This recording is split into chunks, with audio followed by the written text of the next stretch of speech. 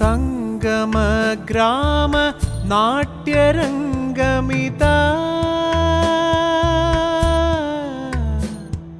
സംഗമ ഗ്രാമ നാട്യരംഗമിതാ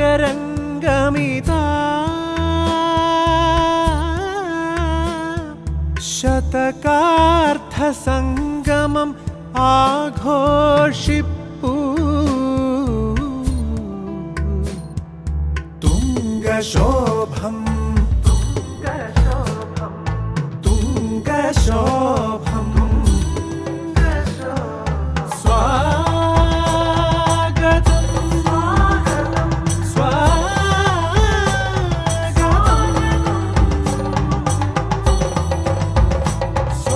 സ്വാഗതം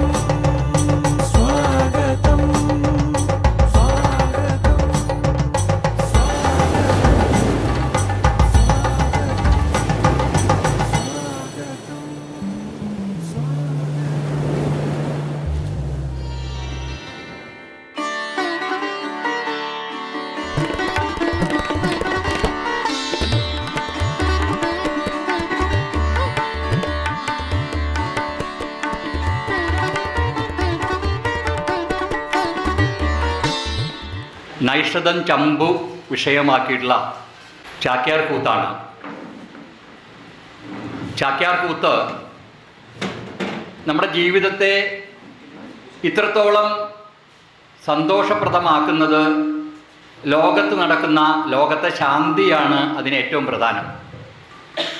ധർമ്മത്തിൽ നിന്ന് മനുഷ്യർ വ്യതിചലിക്കുമ്പോൾ ആ വ്യതിചലിക്കുന്നതിനെ പിടിച്ചു നിർത്താൻ വേണ്ടി നമ്മുടെ ക്ഷേത്രങ്ങളിൽ ആരാധനയ്ക്കൊപ്പം ഇത്തരം നല്ല ശീലങ്ങൾ എങ്ങനെ കൊണ്ടുവരണമെന്ന് പുരാണങ്ങളെ അടിസ്ഥാനമാക്കി ബലിതം എന്ന ഏറ്റവും ശക്തിയായിട്ടുള്ള ആ ഒരു വിഷയത്തിൽ കൂടി ജനങ്ങളെ ബോധ്യവൽക്കരിച്ച് കൊണ്ടുവന്നത് ചാക്യാർ കുടുംബങ്ങൾ തന്നെയാണ്. ആ പാരമ്പര്യത്തിലെ ഏറ്റവും ഇന്നത്തെ ഈ കാലത്തെ ഏറ്റവും ശക്തനായിട്ടുള്ള ഒരു കലാകാരനാണ് ഡോക്ടർ അമ്മന്നൂർ രജനീഷ് ചാക്യാർ. അദ്ദേഹം തൻ്റെ ഈ കലയിലുള്ള അറിവും പാണ്ഡിത്യവും ഒക്കെ നിലനിർത്തുന്നതിന് വേണ്ടിയിട്ട് കേരളത്തിൻ്റെ സാംസ്കാരിക തലസ്ഥാനം എന്ന് പറയുന്ന തൃശ്ശൂരിൽ ചെന്ന് സ്വന്തമായിട്ടൊരു സംഘടന ഉണ്ടാക്കി, സ്ഥാപനമുണ്ടാക്കി, സ്ഥിരമായി ചാക്യാർ കൂത്തും കൂടിയാട്ടവും ഒക്കെ ആ സാംസ്കാരിക ഭൂമിയിൽ, അതുമാത്രമാണ് ആ സാംസ്കാരിക ഭൂമിയിൽ ഇല്ലാതിരുന്നത്. അതിപ്പോൾ നടന്നു വരുന്നത് രജനീഷിൻ്റെ പ്രവർത്തനത്തിൽ കൂടിയാണ്. രജനീഷാണ് ഇന്ന് ചാക്യാർ കൂത്ത് അവതരിപ്പിക്കുന്നത്. അതിനെക്കുറിച്ച് വിശദമായി പറയാനായിട്ട് രജനീഷിൻ്റെ പത്നി ഭദ്രയെ ക്ഷണിച്ചു. ഇന്നിവിടെ അവതരിപ്പിക്കുന്നത് പ്രസിദ്ധമായിട്ടുള്ള നളചമ്പു എന്നുള്ള കൃതിയെ അടിസ്ഥാനപ്പെടുത്തി അതിൽ നിന്നൊരു ഭാഗം എടുത്തിട്ട് അവതരിപ്പിക്കുന്ന ഒരു അവതരണമാണ് ഇന്നിപ്പോൾ അരങ്ങേറാൻ പോകുന്നത്. തീർച്ചയായിട്ടും നളചമ്പു എന്നുള്ളൊരു ടെക്സ്റ്റ് സംസ്കൃത സാഹിത്യത്തിൻ്റെ അമൂല്യമായിട്ടുള്ള ശേഖരത്തിലുണ്ട്, പബ്ലിഷ്ഡാണ്. എന്നിരുന്നാലും അത് കൂത്തിന് വേണ്ടി ഒട്ടും അടിസ്ഥാനമാക്കിയിരുന്നില്ല. കൂത്തിന് ഉപയോഗിക്കാൻ പറ്റുന്നതാണോ എന്നുള്ളതിൽ ഉറപ്പും പറയാൻ സാധിക്കില്ല. ചുരുക്കം ചില ശ്ലോകങ്ങളോ ഗദ്യഭാഗങ്ങളോ ഒക്കെ അരങ്ങത്ത് അവതരിപ്പിച്ച് ഫലിപ്പിക്കാൻ സാധിക്കുകയുള്ളൂ. അപ്പോൾ അതിൻ്റെ ഒരു വെല്ലുവിളി എന്ന് പറയുന്നത് ചുരുങ്ങിയ സമയത്ത് അതിനെ അരങ്ങത്ത് അവതരിപ്പിക്കാൻ പറ്റുന്നൊരു ഭാഗം കണ്ടുപിടിച്ച് അവതരിപ്പിക്കുക എന്നുള്ളത് തീർച്ചയായിട്ടും ഒരു വെല്ലുവിളി തന്നെയാണ്. പിന്നെ കഴിഞ്ഞ അവതരണങ്ങളിലൊക്കെ നമ്മളെല്ലാവരും പറഞ്ഞതുപോലെ നൈഷധം എന്നുള്ളത് ഭാരതത്തിലെ വനപർവ്വത്തിൽ നളോപാഖ്യാനം എന്നുള്ളൊരു പ്ലോട്ടിൽ നിന്നും എടുത്ത് ശ്രീഹർഷൻ്റെ നൈഷധീയ ചരിതം എന്നുള്ളൊരു മഹാകാവ്യം വരികയും അതിനെയൊക്കെ കവച്ചു വയ്ക്കുന്ന രീതിയിൽ നമ്മളുടെ സഹൃദയ ഉത്തമനായിട്ടുള്ള ഉണ്ണായിവാരുടെ നള മഹാകാവ്യം എന്ന് തന്നെ പറയാവുന്ന ആട്ടക്കഥ ഉണ്ട്. അപ്പോൾ ഇതിൻ്റെ ഒരു സ്വാധീനമുള്ള നമ്മളെയൊക്കെ സംബന്ധിച്ചിടത്തോളം ഇത് എങ്ങനെ ആസ്വാദ്യകരമാകും എന്നുള്ളത് നമുക്ക് പരീക്ഷിച്ചറിയാനേ നിവർത്തിയുള്ളൂ. അപ്പം ആദ്യം തന്നെ അതിൽ വരുന്ന പോരായ്മകൾ ചൂണ്ടിക്കാണിക്കാനും തെറ്റുകൾ ക്ഷമിക്കാനും അപേക്ഷിക്കുകയാണ്. ഇവിടെ അവതരിപ്പിക്കുന്ന സന്ദർഭം നളൻ്റെ സന്ദേശവുമായി ഹംസം ദമയന്തിയുടെ സമീപത്ത് എത്തുന്ന ഹംസവും ദമയന്തിയും തമ്മിലുള്ളൊരു സംഭാഷണവും ആ ഒരു സന്ദർഭമാണ് ഇന്ന് അവതരിപ്പിക്കുന്നത്. ഹംസം ദമയന്തിയോട് ദൂതായിട്ട് വരുന്ന ഒരു ഭാഗമാണ് അവതരിപ്പിക്കുന്നത്. തീർച്ചയായിട്ടും നമുക്ക് അറിയാവുന്ന ഇതി നളഗിര യാതേ ഹംസേ വിദർഭപുരീം ഗതേ എന്നുള്ള പ്രസിദ്ധമായിട്ടുള്ള നളചരിത ശ്ലോകം എല്ലാം ഇതിന് പ്രേരണയായിട്ട് വരുന്നുണ്ട്. അപ്പോൾ അതിന് ആ സന്ദർഭത്തിന് യോജിക്കുന്ന വിധത്തിലുള്ള ഒരു ഗദ്യവും ഒരു പദ്യവും നളചമ്പുവിൽ നിന്നും സ്വീകരിച്ച് അത് വെച്ചാണ് അവതരിപ്പിക്കുന്നത്. അതുപോലെ പാഞ്ചാലി സ്വയംവരം പ്രബന്ധത്തിൽ പാഞ്ചാലിയുടെ സൗന്ദര്യ വർണ്ണിക്കുന്ന ഒരു ശ്ലോകം എടുത്ത് ഇവിടെ ദമയന്തിയെ വർണ്ണിക്കാൻ വേണ്ടിയിട്ട് ഉപയോഗിക്കുന്നുണ്ട്. ഇതിനൊക്കെ പുറമെ ഇതിൻ്റെ ഒരു വർണ്ണനയ്ക്ക് വേണ്ടി അല്ലെങ്കിൽ പറഞ്ഞു പോകുന്ന രീതിക്ക് വേണ്ടിയിട്ട് ആശ്രയിച്ചിട്ടുള്ളത് ഇന്നലെ നമ്മൾ കണ്ടതാണ്. നളനെയും ദമയന്തിയെയും നങ്ങ്യാർകൂത്തിൽ അവതരിപ്പിച്ചപ്പോൾ കുറേ പേർക്കെങ്കിലും ഒരു അനുഭവം കിട്ടിയിട്ടുണ്ടാവും. കൃഷ്ണൻ നായരാശാൻ്റെ ആട്ടപ്രകാരമാണോ നമ്മൾ കാണുന്നത്, അല്ലെങ്കിൽ ഇതിൻ്റെ ആട്ടപ്രകാരം ഉണ്ണായി വാര്യരുടെ ആട്ടക്കഥയാണോ എന്നൊക്കെ നമുക്ക് സംശയം തോന്നിയിട്ടുണ്ടാവും. അപ്പോൾ അതുപോലെ തന്നെ തീർച്ചയായിട്ടും നളചരിതം ആട്ടക്കഥയും കൃഷ്ണനാരാശാൻ്റെ പ്രസിദ്ധീകൃതമായിട്ടുള്ള ആട്ടപ്രകാരവും ഒക്കെ ഇവിടെ ഇതിന് ഒരു മാർഗനിർദ്ദേശമായിട്ട് ഭവിച്ചിട്ടുണ്ട്. അപ്പോൾ എല്ലാ ആചാര്യന്മാരെയും പ്രത്യേകിച്ച് മുത്തമ്മമാരെയും അമ്മാവനെയും ഉണ്ണായിവാരുടെയും എല്ലാ ആചാര്യന്മാരെയും സ്മരിച്ചുകൊണ്ട് ഇന്നത്തെ ഈ ഒരു സാഹസത്തിന് പുറപ്പെടുകയാണ്. എല്ലാവർക്കും സ്വാഗതം.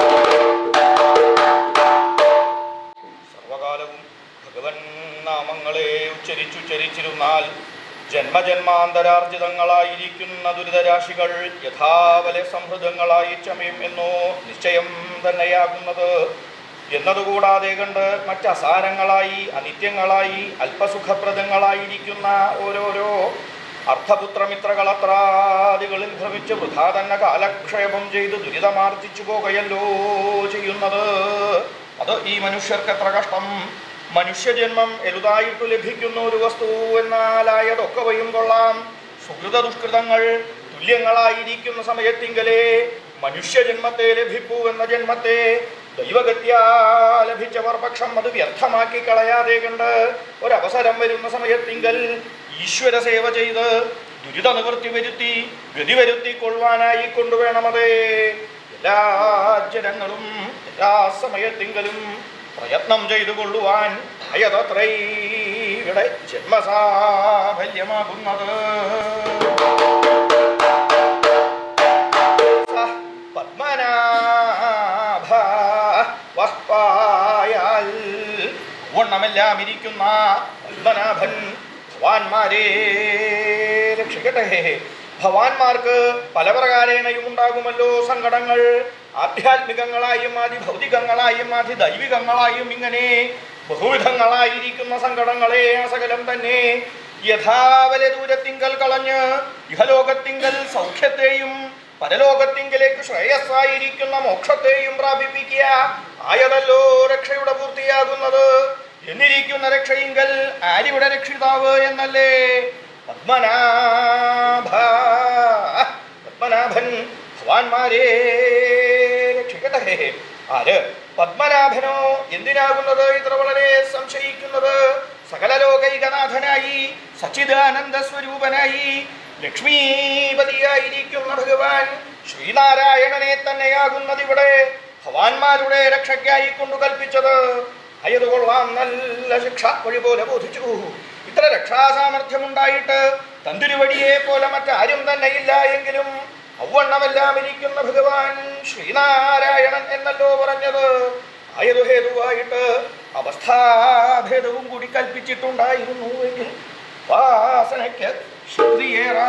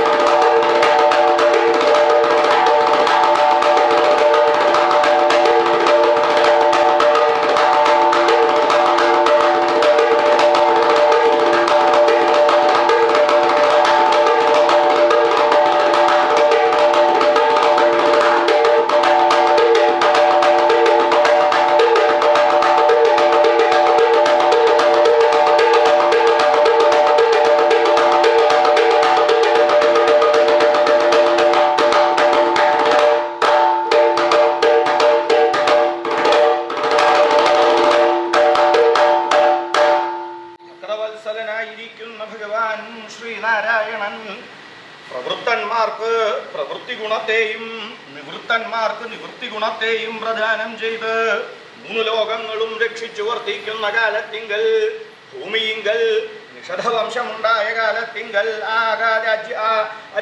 രാജവംശത്തിങ്കൽ ഓരോരോ രാജാക്കന്മാര് പുത്രപൗത്ര പരമ്പരയാ വർദ്ധിച്ചു പോകുന്ന കാലത്തിങ്കൽ വീരസേനൻ എന്ന് പ്രസിദ്ധനായിരിക്കുന്ന ഒരു രാജാവുണ്ടായതിൻ്റെ ശേഷം അദ്ദേഹം രാജ്യം രക്ഷിച്ചു വർത്തിക്കുന്ന കാലത്തിങ്കൽ അദ്ദേഹത്തിന് നളൻ എന്നിങ്ങനെ പ്രസിദ്ധനായി ഒരു രാജാവുണ്ടായതിൻ്റെ ശേഷം അദ്ദേഹം കളിച്ചു വളരുന്ന കാലത്ത് 5 വയസ്സിൽ എഴുത്തഭ്യസിച്ച് 11 വയസ്സിൽ ഉപനീതനായി കുലഗുരുവിന്റെ സമീപത്തിങ്കൽ നിന്ന് വേദാധ്യയനത്തെ ചെയ്തു വർത്തിക്കുന്ന കാലത്തിങ്കൽ വീരസേന മഹാരാജാവിന്റെ വിയോഗാനന്തരം നളൻ രാജ്യാഭിഷിക്തനായി രാജ്യം രക്ഷിച്ച് നിവൃത്തികാമത്തോടുകൂടി പ്രജകളെ സംരക്ഷിച്ചു വർദ്ധിക്കുന്ന കാലത്തിങ്കൽ ഒരു ദിവസം സ്വർഗത്തിങ്കൽ നിന്ന് ശ്രീ നാരദ മഹർഷി നളമഹാരാജാവിനെ കാണുവാനായിക്കൊണ്ട് നിഷധ രാജ്യത്തിങ്കലേക്ക് വന്ന സമയത്തിങ്കൽ നളൻ മഹർഷിയെ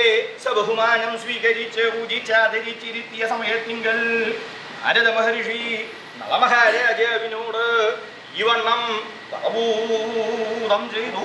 ആയത് എപ്രകാരമാകുന്നത്: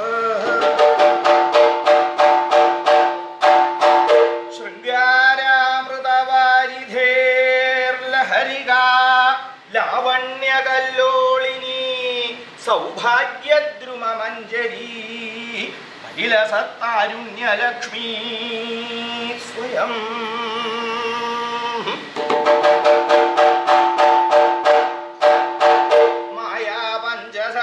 ചഞ്ചലദൃശാം സീമന്തമുക്താമണിർകന്യാരത്നമിയം കിമപ്യനുപമാ പുത്രീ വിദർഭസ്യ സാ.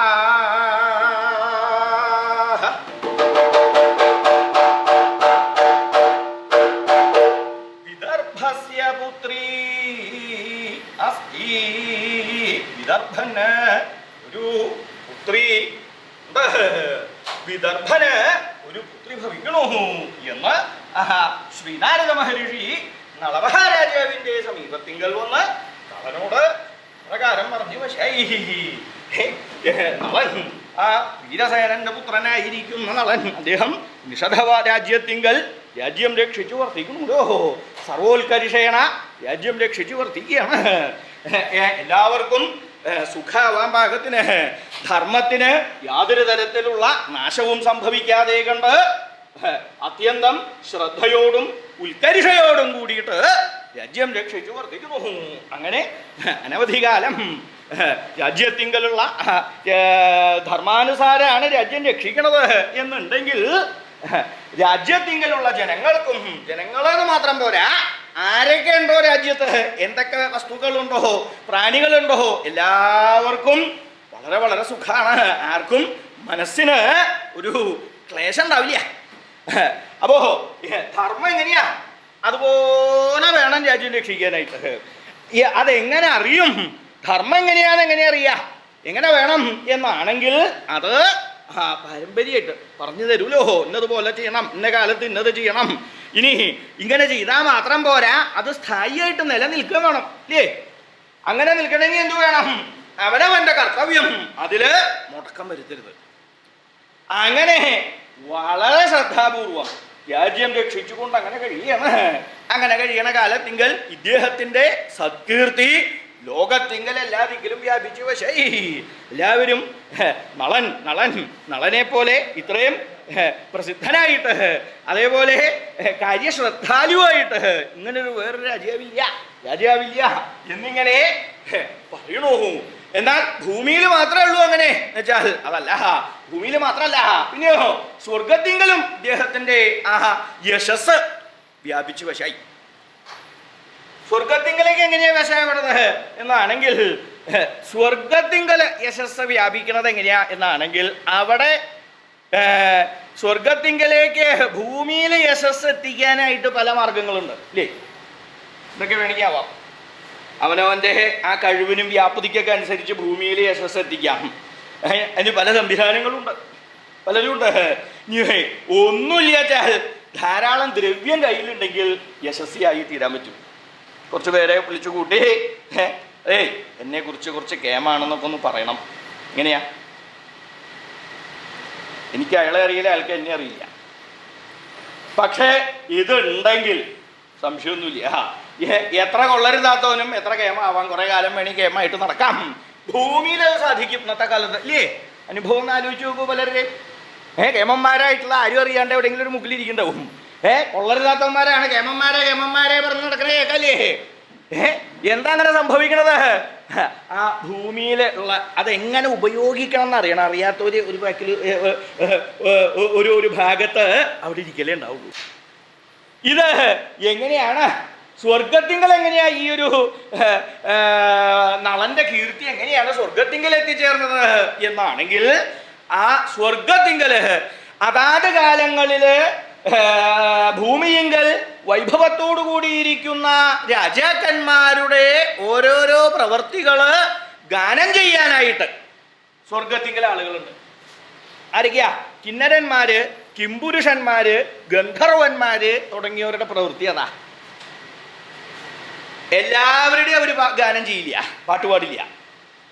പിന്നെ എങ്ങനെയുള്ളവരെയാ പാട്ടുപാടുക എന്നാണെങ്കിൽ, അസാധാരണമായിട്ട് ധർമാനുസൃതമായിട്ട് എല്ലാവർക്കും സന്തോഷം ക്ഷേമം ഉണ്ടാവാൻ പാകത്തിന് രാജ്യം രക്ഷിച്ചു വർദ്ധിക്കുന്ന ജനങ്ങളെ കുറിച്ച്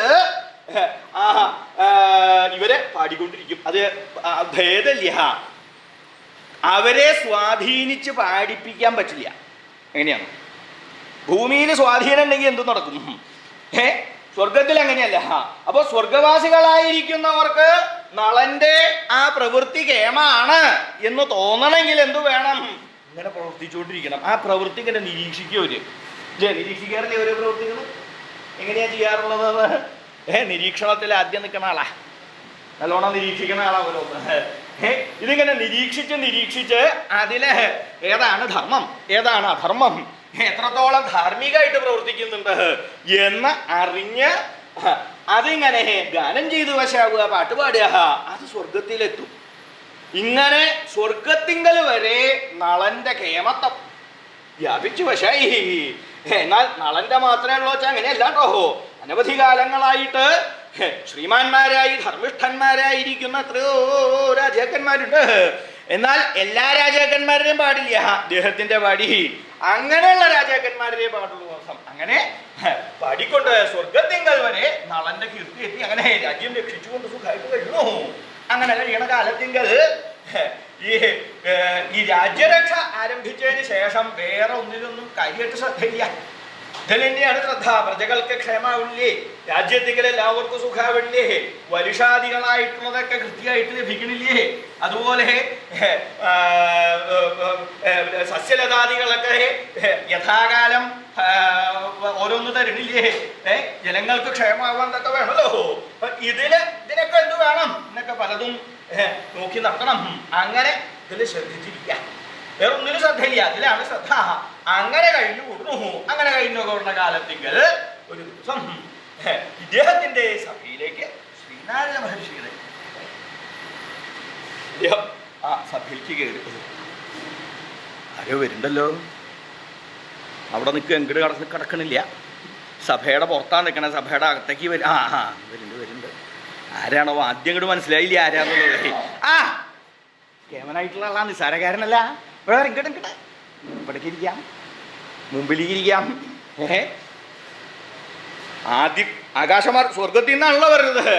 ആദ്യം എന്താ എങ്ങനെയാ മനസ്സിലായി? എന്തോ അങ്ങനെ താഴേക്ക് ഇറങ്ങി വരണ്ടേന്നേ തോന്നിയുള്ളൂ, വ്യക്തത ഇല്ല. ആ പ്രഭ അതിങ്ങനെ കീഴ്പൊട്ടൊക്കെ ഇറങ്ങി ദൃഷ്ടിഗോചരമായ സമയത്തിങ്കലാണത് എന്താണെന്ന് മനസ്സിലായത്. ആരാണ് ആദ്യം ഒരു പ്രഭയെ കണ്ടത്, പിന്നെ അതിങ്ങനെ കീഴ്പൊട്ട് വരുന്നു.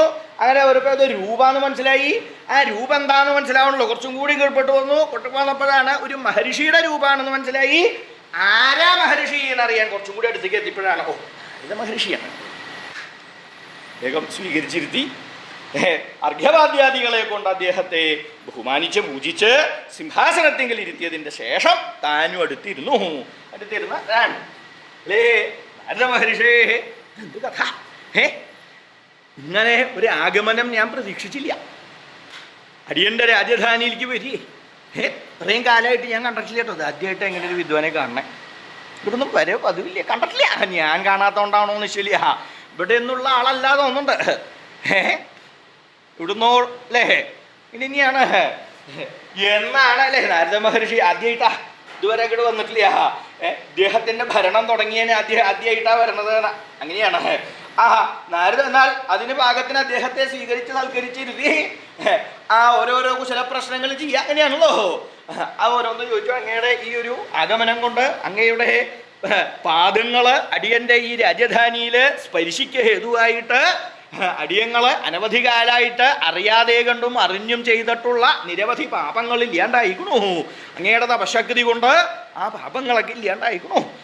ഇനി അങ്ങനെയാണല്ലോ രാജാക്കന്മാരെ എന്ന് പറഞ്ഞു കഴിഞ്ഞാൽ പലതും ചെയ്യേണ്ടതായിട്ട് വരും. അറിഞ്ഞും അറിയാതെ കണ്ടും ധർമ്മവും അധർമ്മവും ഒക്കെ തിരിച്ചറിഞ്ഞ് ഓരോന്ന് പ്രവർത്തിക്കുമ്പോൾ ചിലപ്പോൾ ചിലതൊക്കെ അബദ്ധം സംഭവിച്ചു എന്ന് വരും. ഭരിക്കാൻ പുറപ്പെട്ട അങ്ങനെയാണ്. സുഖാന്ന് വിചാരിച്ചിട്ടാണ് ഓരോരുത്തർ പുറപ്പെടുന്നത്. അങ്ങനെ പുറപ്പെട്ട് ആ ഭരണം അങ്ങനെ കൊണ്ട് നടക്കുമ്പോഴാണല്ലേ അപ്പോഴാണ് അതിൻ്റെ ഓരോരോ ഇതുകൾ അറിയാം. അങ്ങനെ അറിഞ്ഞും അറിയാതെയും തെറ്റുകൾ സംഭവിക്കാൻ സാധ്യതയുണ്ട്. എന്താണ് അങ്ങ് ഇപ്പോൾ അടിയന്റെ രാജധാനിയിങ്കലേക്ക് ഇവിടെ വന്നതിൻ്റെ കാരണം എന്ന് നളൻ ശ്രീനാരദ മഹർഷിയോട് ബഹുമാനത്തോടുകൂടി ചോദിച്ചല്ലോ. അങ്ങനെ ചോദിച്ച സമയത്തിങ്കൽ ശ്രീനാരദ മഹർഷി ഇങ്ങനെ പറഞ്ഞു, അല്ലേ മഹാരാജാവ്, അങ്ങയുടെ പ്രസിദ്ധി നളമഹാരാജാവ് നിഷധേശ്വരൻ എന്നിങ്ങനെ ഭൂമിയിങ്കല് മാത്രല്ല സ്വർഗത്തിങ്കലും ഇങ്ങനെ പ്രസിദ്ധി എത്തിക്കുന്നു. അങ്ങനെയാണ് ഞാൻ അറിയാനിടയായത്. ഇങ്ങനൊരു കേമനായിട്ടൊരു രാജാവുണ്ട് എന്നറിയാനിടയായി. മാത്രല്ല അങ്ങയുടെ ഓരോരോ ഗുണഗണങ്ങള് അവിടെയുള്ള ഓരോരുത്തർ ഇങ്ങനെ പാടി പുകഴ്ത്തിക്കൊണ്ടിരിക്കുന്ന സമയത്തെങ്കിൽ അതറിഞ്ഞു. അങ്ങേപോലെ ഇത്രയും കേമനായിട്ട് അതേപോലെ തന്നെ തുലനം ചെയ്യാൻ അതിന് പോലും സാധിക്കാത്തത്ര മഹാത്മ്യുണ്ട് അങ്ങേക്ക് എന്ന് മനസ്സിലായി. പക്ഷേ ഇതൊന്നും അടിയന്റെ കേമത്തം കൊണ്ടല്ല. ഇതൊക്കെ ഇങ്ങനെയൊക്കെയോ അങ്ങനെയൊക്കെ ചെയ്തു പോരണോ. അടിയന്റെ പൂർവികന്മാരായിരിക്കുന്നവര് അവരുടെ ശ്രദ്ധ കൊണ്ടും നിഷ്ഠ കൊണ്ടും ഒക്കെ ഉണ്ടാക്കി വെച്ചതിൻ്റെ ആ ഒരു കേമത്വത്തിന് എന്തോ ഒന്നുണ്ട്, അത്ര തന്നെയുള്ളൂ. അല്ലാണ്ട് അടിയനോ യാതൊന്നുമില്ല. ഇങ്ങനെ കേമാണ് എന്ന് പറയുന്നുണ്ടെങ്കിൽ അത് അവരുടെ കേമത്താണ്, അടിയന്റെ കേമത്തല്ലേ എന്ന് മഹർഷിയോട് പറഞ്ഞല്ലോ. അങ്ങനെ പറഞ്ഞപ്പോ മഹാരാജാവ് ഇങ്ങനെയൊക്കെ ഇരുന്നാ മതിയോ? ഇങ്ങനെ ഇരുന്നാ മതിയോന്ന്. ഇരിപ്പിന് എന്തോരം അപകടമുണ്ട് നോക്കി നോക്കൂ. നേരെ ഇരിക്കാൻ വശമില്ല തോന്നുന്നുണ്ട്. ഒന്നിങ്ങനെ ചെരിഞ്ഞ് ഇതൊക്കെ ഇരിക്കണത്. ഇരിപ്പിൻ്റെ അപകടത്താണോ പറയണേ? എന്താ മനസ്സിലായില്ല പക്ഷേ എന്താ മനസ്സിലായില്ലല്ലോ. അതിന് ഇരിക്കണേൻ്റെ അല്ല പറഞ്ഞത്, അങ്ങയുടെ അവസ്ഥയാ പറഞ്ഞത്. ഇങ്ങനെയായാൽ മതിയോന്ന്. എങ്ങനെയാ വേണ്ടത്? എന്തെങ്കിലും തെറ്റുകൾ സംഭവിച്ചിട്ടുണ്ടോ എന്ന് അറിയില്ലല്ലോ. അങ്ങനെ സാധ്യതയുണ്ട്. എന്തെങ്കിലും തെറ്റുണ്ടെങ്കിൽ അത് സൂചിപ്പിക്കാൻ വേണ്ടിയിട്ടാവും മഹർഷി ഇപ്പോൾ വന്നിട്ടുണ്ടാവുക. അല്ലെങ്കിൽ ഇപ്പം ഈ ഒരു സമയത്തും ഇങ്ങോട്ട് കയറി വരേണ്ട ആവശ്യമില്ല. എന്തെങ്കിലും ഞാൻ ചെയ്തതിൽ ബ്രാഹ്മണർക്ക് ചെയ്യേണ്ട കാര്യങ്ങൾ ചെയ്തു കൊടുത്തിട്ടില്ലേ? ശേഷമുള്ള പലർക്കും പലതരത്തിലുള്ള കാര്യങ്ങളുണ്ട്. അത് ചെയ്തതിൽ എന്തെങ്കിലും ആപത്ത് സംഭവിച്ചിട്ടുണ്ടാവൂ, അപകടം സംഭവിച്ചിട്ടുണ്ടാവൂ, ന്യൂനത സംഭവിച്ചിട്ടുണ്ടാവൂ. അതോ രാജ്യവാസികളായിരിക്കുന്ന ജനങ്ങൾക്ക് എന്തെങ്കിലും അവര് അറിയാതെ കണ്ട് അവർക്ക് എന്തെങ്കിലും ഞാൻ അറിയാതെ എന്തെങ്കിലും ആപത്ത് സംഭവിച്ചിട്ടുണ്ടാവൂ. എല്ലാ ദിക്കിലും രാജാവിൻ്റെ ശ്രദ്ധ എത്തിക്കൊള്ളുന്നില്ലല്ലോ. ഇങ്ങനെയുള്ള സമയത്ത് എന്തെങ്കിലും ഒരു ന്യൂനത വരുമ്പോൾ അത് സൂചിപ്പിക്കാനാണ് ഇങ്ങനെ മഹർഷിമാർ വരിക. ഇന്ന ദിക്കിൽ ഇന്ന കോട്ടുണ്ട്, ആ കോട്ടം നേരെയാക്കണം എന്ന് പറയാൻ വേണ്ടിയിട്ടാണ് ഈ അറിവുള്ളവർ വരുന്നത്. അങ്ങനെ എന്തെങ്കിലും ഒരു കുറവ് സംഭവിച്ചിട്ടുണ്ടാവോ പറയാനാവും അദ്ദേഹം വന്നിട്ടുണ്ടാവുക. എന്തെങ്കിലും തെറ്റ് പറ്റിയിട്ടുണ്ടാവും. മഹർഷേ, എന്തെങ്കിലും തെറ്റ് എൻ്റെ ഭാഗത്തുനിന്ന് അറിയാതെ കണ്ട് എന്തെങ്കിലും അപരാധം സംഭവിച്ചോ, കുറവ് സംഭവിച്ചോ? അതാണോ? അങ്ങനെയാണോ ഉദ്ദേശിച്ചത്? മഹർഷി എങ്ങനെയാണോ ഉദ്ദേശിക്കേണ്ടായത്? രാജാവ് ഇല്ല, അങ്ങയുടെ ഭാഗത്തുനിന്ന് തെറ്റ് സംഭവിച്ചു എന്നല്ല പറയണത്, കുറവുണ്ടായി എന്നല്ല പറയണേ. പിന്നെന്താ? ഇപ്പോൾ കുറച്ച് കാലമായില്ലേ ഇപ്പോൾ രാജ്യാധികാരം ലഭിച്ച് രാജ്യം രക്ഷിച്ച് വർദ്ധിക്കാൻ തുടങ്ങിയിട്ട് കുറച്ച് കാലമായില്ലേ? കുറച്ച് കാലമായി. അച്ഛൻ അനവധി കാലം അച്ഛനാണ്. ആ അച്ഛൻ്റെ കാലശേഷം അടിയനിവിടെ രാജ്യം രക്ഷിക്കാനായിട്ടുള്ളൊരു അവസരം കിട്ടി. കുറച്ച് കാലമായിട്ട് അച്ഛൻ പറഞ്ഞു തന്നതുപോലെ ഭംഗിയായിട്ട് ശ്രദ്ധിച്ച് രാജ്യം രക്ഷിച്ച് വർദ്ധിക്കണോ? ആ അത്രയല്ലേ ഉള്ളൂ. രാജ്യം രക്ഷിച്ച് വർദ്ധിക്കുക അത്രയല്ലേ ഉള്ളൂ. അതെ, വേറൊന്നും ഇതിനെക്കുറിച്ച് ചിന്തിച്ചിട്ടില്ല. എന്താ വേറെ ചിന്തിക്കാറുള്ളേ? എന്താ മനസ്സിലാവില്ലല്ലോ. വേറെ ചിന്തിക്കുക എന്ന് പറഞ്ഞപ്പോൾ എന്താണോ? രാജ്യം രക്ഷിക്കണേൻ്റെ കൂടെ വേറെ ചിന്തിക്കുക. മഹാരാജാവിന് ഇനിയും വ്യക്തമായില്ല അല്ലേ? ഞാൻ പറഞ്ഞത് അങ്ങോട്ട് വ്യക്തമായിട്ടില്ല. എന്താണെണെങ്കിൽ ഇങ്ങനെ ഒറ്റയ്ക്ക് മതിയോന്ന്, കൂടെ ഒരാൾ വേണ്ടേ? ഏകദേശം അതിൻ്റെയൊക്കെ ഒരു സമയമായില്ലേ? വിവാഹത്തിൻ്റെ കാര്യമാണ് പറഞ്ഞത്. അദ്ദേഹം പറഞ്ഞു കൊണ്ടുവന്ന വഴി നോക്കിയപ്പോഴേ, ഈ വഴി നോക്കാൻ വേണ്ടി ഇരിക്കേണ്ട ചിലരാൾ പറഞ്ഞു കൊണ്ടുവന്ന വഴി എങ്ങനെയാന്ന് നോക്കാനായിട്ട് നേരെ ഇങ്ങോട്ട് പറഞ്ഞാൽ പോരാ, അദ്ദേഹം പറഞ്ഞു വളച്ച് തിരിച്ചൊക്കെ പറഞ്ഞു കൊണ്ടുവരാണ്ടായത്. ആദ്യം ഞാൻ നിരീച്ചു, ഞാൻ എന്തെങ്കിലും രാജ്യരക്ഷ ചെയ്യുമ്പോൾ എന്തെങ്കിലും ലോപങ്ങൾ സംഭവിച്ചിട്ടുണ്ടാവുമെന്ന് നിരീച്ചു. അപ്പം അതല്ല, പിന്നെ എന്താണ് അദ്ദേഹം പറയുമ്പോൾ എനിക്കത് അങ്ങോട്ട് ഓർമ്മ വരും, മനസ്സിലാവണില്ല, വ്യക്തമാവണില്ല. വിവാഹത്തിൻ്റെ കാര്യമാണ് പറയുന്നത് അല്ലേ? ഓ, വിവാഹത്തിന് മോഹമൊക്കെ ഉണ്ട്, മോഹല്യായിക്കൊന്നുമില്ല. വിവാഹം വേണ്ട, അങ്ങനെ വിവാഹം ഉണ്ട്, കുറച്ച് വിവാഹമില്ല. മോഹമുള്ളവരും ഉണ്ട്, വിവാഹം ചെയ്യണം എന്നൊക്കെ മോഹമുള്ളവരും ഉണ്ട്, അതുകൊണ്ട്. അപ്പോൾ അവനവന് യോജിച്ച രീതിയിലുള്ള ഒരാളെ കിട്ടണ്ടേ? ഈ കാര്യം വിഷമ. അങ്ങനെ ഒരാളെ കിട്ടാതെ കൊണ്ടുവന്ന് പിന്നെ കിടന്ന് ആകെ അബദ്ധമായി കഴിഞ്ഞാൽ അതിലും ഭേദം പുറപ്പെടാണ്ടിരിക്കാൻ ചിലപ്പോൾ തോന്നും അല്ലേ? അതിന് പാകത്തിനൊരാൾ വേണ്ടേ എന്ന് നിരീക്ഷിച്ചിട്ടാണോ മഹാരാജാവ് എന്നാണെങ്കിൽ അങ്ങ് ഒട്ടും തന്നെ പരിഭ്രമിക്കണ്ട. അങ്ങയുടെ ഓരോരോ രീതിയിലുള്ള ഓരോ പ്രകാരത്തിലുള്ള ഗുണഗണങ്ങൾ ഞാൻ ശ്രമിച്ചുല്ലോ, ഞാൻ കേട്ടുല്ലോ. അപ്പൊ അത്രയും പ്രസിദ്ധനായിട്ട് കേമനായിട്ടുള്ള ആളാണ് മനസ്സിലായി. അപ്പോൾ അങ്ങക്ക് അനുയോജ്യനായിട്ടുള്ള ഒരുത്തിയെ വേണം വിവാഹം ചെയ്യാൻ, വേണ്ടേ? അതിന് പാകത്തിന് ആരാണ് എന്ന് ഞാൻ ആലോചിച്ച സമയത്തിങ്കൽ അല്ലേ മഹാരാജാവ്, എൻ്റെ മനസ്സിൽ ഇങ്ങനെ തോന്നുന്നു. എന്താണ് എന്നാണെങ്കിൽ വിദർഭസ്യ പുത്രീ അസ്തി, വിദർഭന് പുത്രി ഭവിക്കുന്നുണ്ട്. വിദർഭ മഹാരാജാവ്, ഭീമ മഹാരാജാവ്, അങ്ങക്ക് അറിഞ്ഞൂടെ? ഭീമ മഹാരാജാവിന് ഒരു പുത്രിയുണ്ട്. ഭീമ മഹാരാജാവിന് ഒരു പുത്രി ഉണ്ടെന്നോ? ചിലപ്പോൾ ഒരെണ്ണം ഉണ്ടാവും, ചിലപ്പോൾ അതിലും കൂടുതലുണ്ടാവും അല്ലേ? 5, 6, 10 പുത്രന്മാരും പുത്രിമാരൊക്കെ ഉണ്ടാവും അല്ലേ? ഇപ്പോഴാണ് അധികമൊന്നും വേണ്ട എന്ന് പറഞ്ഞു തുടങ്ങിയത്. മുമ്പ് അങ്ങനെയൊന്നും ആയിരുന്നില്ല, അനവധി ഉണ്ടാവാറുണ്ട്. വിദർഭന് പുത്രിയുണ്ട് എന്ന് പറയാ. ഇപ്പം എന്താ അത്ര കേമത്തം? എന്താ അത്ര കേമത്തം ഉണ്ടാപ്പോ? വിദർഭന് മാത്രമേ പുത്രിമാരുള്ളൂ, അല്ലാണ്ട് ശേഷം അത്ര കേമന്മാരായിട്ടുള്ള മഹാരാജാക്കന്മാരുണ്ട്, അവർക്ക് പുത്രിമാരില്ലേ? വിദർഭന് പുത്രിയുണ്ട് എന്ന് പറയാ എന്താ കാരണം? എന്താ ഇപ്പം ഇങ്ങനെ എടുത്തു പറയാൻ കാരണമാവോ? പ്രത്യേകമായിട്ട് വിദർഭന് പുത്രിയുണ്ട് എന്ന് എടുത്തു പറയാൻ ഈ പ്രത്യേകത ഉള്ളതല്ലേ എടുത്തു പറയുള്ളൂ, അല്ലാത്തത് പറയില്ല. പ്രത്യേകത എന്തെങ്കിലും ഇപ്പം എല്ലാവരും നോക്കണത് എന്തെങ്കിലും പ്രത്യേകത ഉണ്ടോ എന്നാണ് നോക്കണേ. സവിശേഷമായിട്ട് എന്തെങ്കിലും ഉണ്ടോ, അത് എങ്ങനെയാണ് അല്ലേ? അല്ലാത്തതിനൊന്നും ആരും ഗൗനിക്കില്ല അല്ലേ? നാരദ മഹർഷേ, എന്താ അപ്പം അങ്ങ് ഇങ്ങനെ പറയാൻ കാരണം? പ്രത്യേകതയായിട്ട് വിദർഭന് പുത്രിയുണ്ട്. ചിലർക്കുണ്ടാവും പുത്രിമാരുണ്ടാവണം എന്ന് മോഹിച്ചവർക്ക് അങ്ങനെ ഉണ്ടായ പുത്രിയാണ് വേണ്ടത്, പുത്രൻ വേണമെന്നില്ല, പുത്രിയാ വേണ്ടേ? അങ്ങനെ മോഹമുള്ളവരുണ്ടാവും. അങ്ങനെ മോഹിക്കുന്നവർക്ക് ചിലപ്പോൾ കിട്ടുക പുത്രന്മാരെയും, പുത്രി കിട്ടില്ല. മോഹിച്ചൊരു സന്തതി ഉണ്ടായി, നോക്കിയപ്പോൾ അത് പുത്രിയല്ലല്ലോ. ഒരെണ്ണല്ലേ ആയുള്ളൂ, ഇനി നോക്കാലോ. പിന്നെ ഒരൊരു സന്തതിയും കൂടി ഉണ്ടായി, അപ്പോഴോ അതും പുത്രൻ, പിന്നെയും പുത്രന്മാരെ കൊണ്ട് തട്ടി തിരിഞ്ഞടക്കാൻ വയ്യ, പുത്രി ഉണ്ടാവണില്ല. അങ്ങനെ വിഷമിച്ച് നല്ലോണം പ്രാർത്ഥിച്ച് എന്തിനൊരു ദൈവാനുഗ്രഹം വേണമല്ലോ, അങ്ങനെ ഒരു പുത്രി ഉണ്ടായി. അതാണോ? അനവധി പുത്രന്മാരുണ്ടായിട്ട് അവസാനം ഒരു പുത്രി ഉണ്ടായി. അങ്ങനെയാണോ? അങ്ങനെയല്ല. അങ്ങനെ അനവധി പുത്രന്മാരുണ്ടായിട്ടൊരു പുത്രി ഉണ്ടായതല്ല അല്ലേ? നളമഹാരാജാവ് വിദർഭരാജാവായിരിക്കുന്ന ആ ഭീമന് അദ്ദേഹം വിവാഹം ചെയ്തു. ഈ പറഞ്ഞ കൂട്ടത്തില് അനപത്യത ഉണ്ടായിരുന്നു, അനവധി കാലം സന്തതി ഉണ്ടാവുന്നില്ല. അങ്ങനെ സന്തതി ഉണ്ടാവാതെ കണ്ട് കുറച്ചു കാലം നല്ലോണം ക്ലേശിച്ചു. അങ്ങനെ ഇരിക്കുന്ന കാലത്തിങ്കൽ അദ്ദേഹത്തെ കാണാനായിക്കൊണ്ട് വിശിഷ്ടനായിരിക്കുന്ന ഒരു മഹർഷി അവിടെ വന്നു. ആ മഹർഷി വന്ന സമയത്തിങ്കൽ അദ്ദേഹത്തെ വേണ്ട പോലെ പൂജിച്ച് ആ മഹർഷിയോട് ഭീമരാജാവ് തൻ്റെ വൈഷമ്യം മനസ്സിലുള്ളൊരു വിഷം, സന്തതി ഇല്ലാണ്ടാവുമ്പോൾ സന്തതി അത്യാവശ്യമേ. സന്തതി വേണം, പുത്രനും വേണം പുത്രിയും വേണം, രണ്ടുപേരും വേണം. പുത്രന്മാർ മാത്രം പുത്രിമാർ മാത്രം അങ്ങനെയല്ല, പുത്രനും വേണം പുത്രിയും വേണം, രണ്ടും വേണം. അതാണ് രണ്ടാണ് ഗുണം. ഭീമമഹാരാജാവോ അദ്ദേഹത്തിൻ്റെ പത്നിയും മഹർഷിയോട്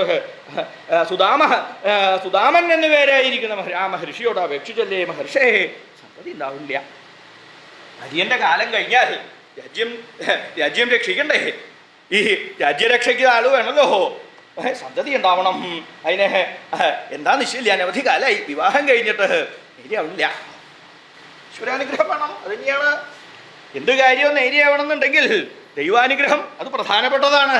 അതുകൊണ്ടല്ലേ മഹാരാജാവ് അങ്ങ് ആ ഭഗവാൻ ശ്രീനാരായണനെ നല്ലോണം ഉപാസിച്ചോളൂ, ഫലം ഉണ്ടാവും. ശ്രീനാരായണൻ അദ്ദേഹത്തെ ഉപാസിച്ചു തുടങ്ങി. അങ്ങനെ സന്തത്യർത്ഥം ഉപാസന അങ്ങനെ ഉപാസിച്ചുകൊണ്ടിരിക്കണു. അങ്ങനെ ഉപാസിച്ചിട്ട് അല്ലേ മഹാരാജാവ് അദ്ദേഹത്തിന് ലഭിച്ച സന്തതിയാണ് 4 പേരുണ്ടായി. പറഞ്ഞ കൂട്ടത്തിൽ തന്നെയാ 3 പുത്രന്മാരും 1 പുത്രിയും. ദമൻ, ദമനൻ, ദാന്തൻ, ദമയന്തി, അങ്ങനെ 4 പേര്. 4 പേരാ ഉണ്ടായത്. അങ്ങനെ ഒരു സന്തതി ഉണ്ടായി. മനസ്സിലായില്ലേ മഹാരാജാവ് എങ്ങനെയാണ് ദമയന്തി ഉണ്ടായത് എന്ന് മനസ്സിലായില്ലോ. ആ ദമയന്തി ദമയന്തി ദമയന്തി എന്ന് വളരെ വളരെ പ്രസിദ്ധമായിരിക്കുന്നു. ലോകത്തിങ്കൽ പ്രസിദ്ധ ദമയന്തി ദമയന്തി ദമയന്തി. എന്താണ് പ്രസിദ്ധിയാവാൻ കാരണം എന്നാണെങ്കിൽ കന്യാരത്നം അല്ലേ മഹാരാജാവ്.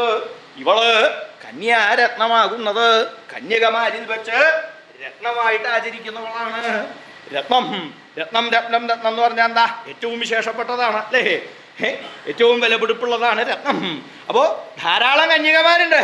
ഈ കന്യകമാരിൽ വെച്ച് രത്നം പോലെയുള്ളതാണ്, രത്നത്തിന് തുല്യമായിട്ടുള്ളതാണ്. രത്നത്തിന്റെ ഗുണങ്ങൾ എന്തൊക്കെയാ, ആ ഗുണങ്ങളൊക്കെ ഇവൾക്കുണ്ട്. അത്രയും പ്രധാനപ്പെട്ടതാണ്. കന്യാരത്നം ഇതും കന്യക. കന്യാരത്നൊക്കെ പറയും. രാജാവിൻ്റെ പുത്രിയല്ലേ, ഭീമമഹാരാജാവിൻ്റെ പുത്രി. എല്ലാവർക്കും ഒരു ഭയം ഉണ്ടാവും. ആരും കണ്ടിട്ടുണ്ടാവില്ല ഇത്രയും കാലമായിട്ടേ. പേരൊക്കെ ദമയന്തി കേട്ടാൽ വേറെ ആർക്കും ഇങ്ങനെ ഇട്ടിട്ടില്ല പേര്.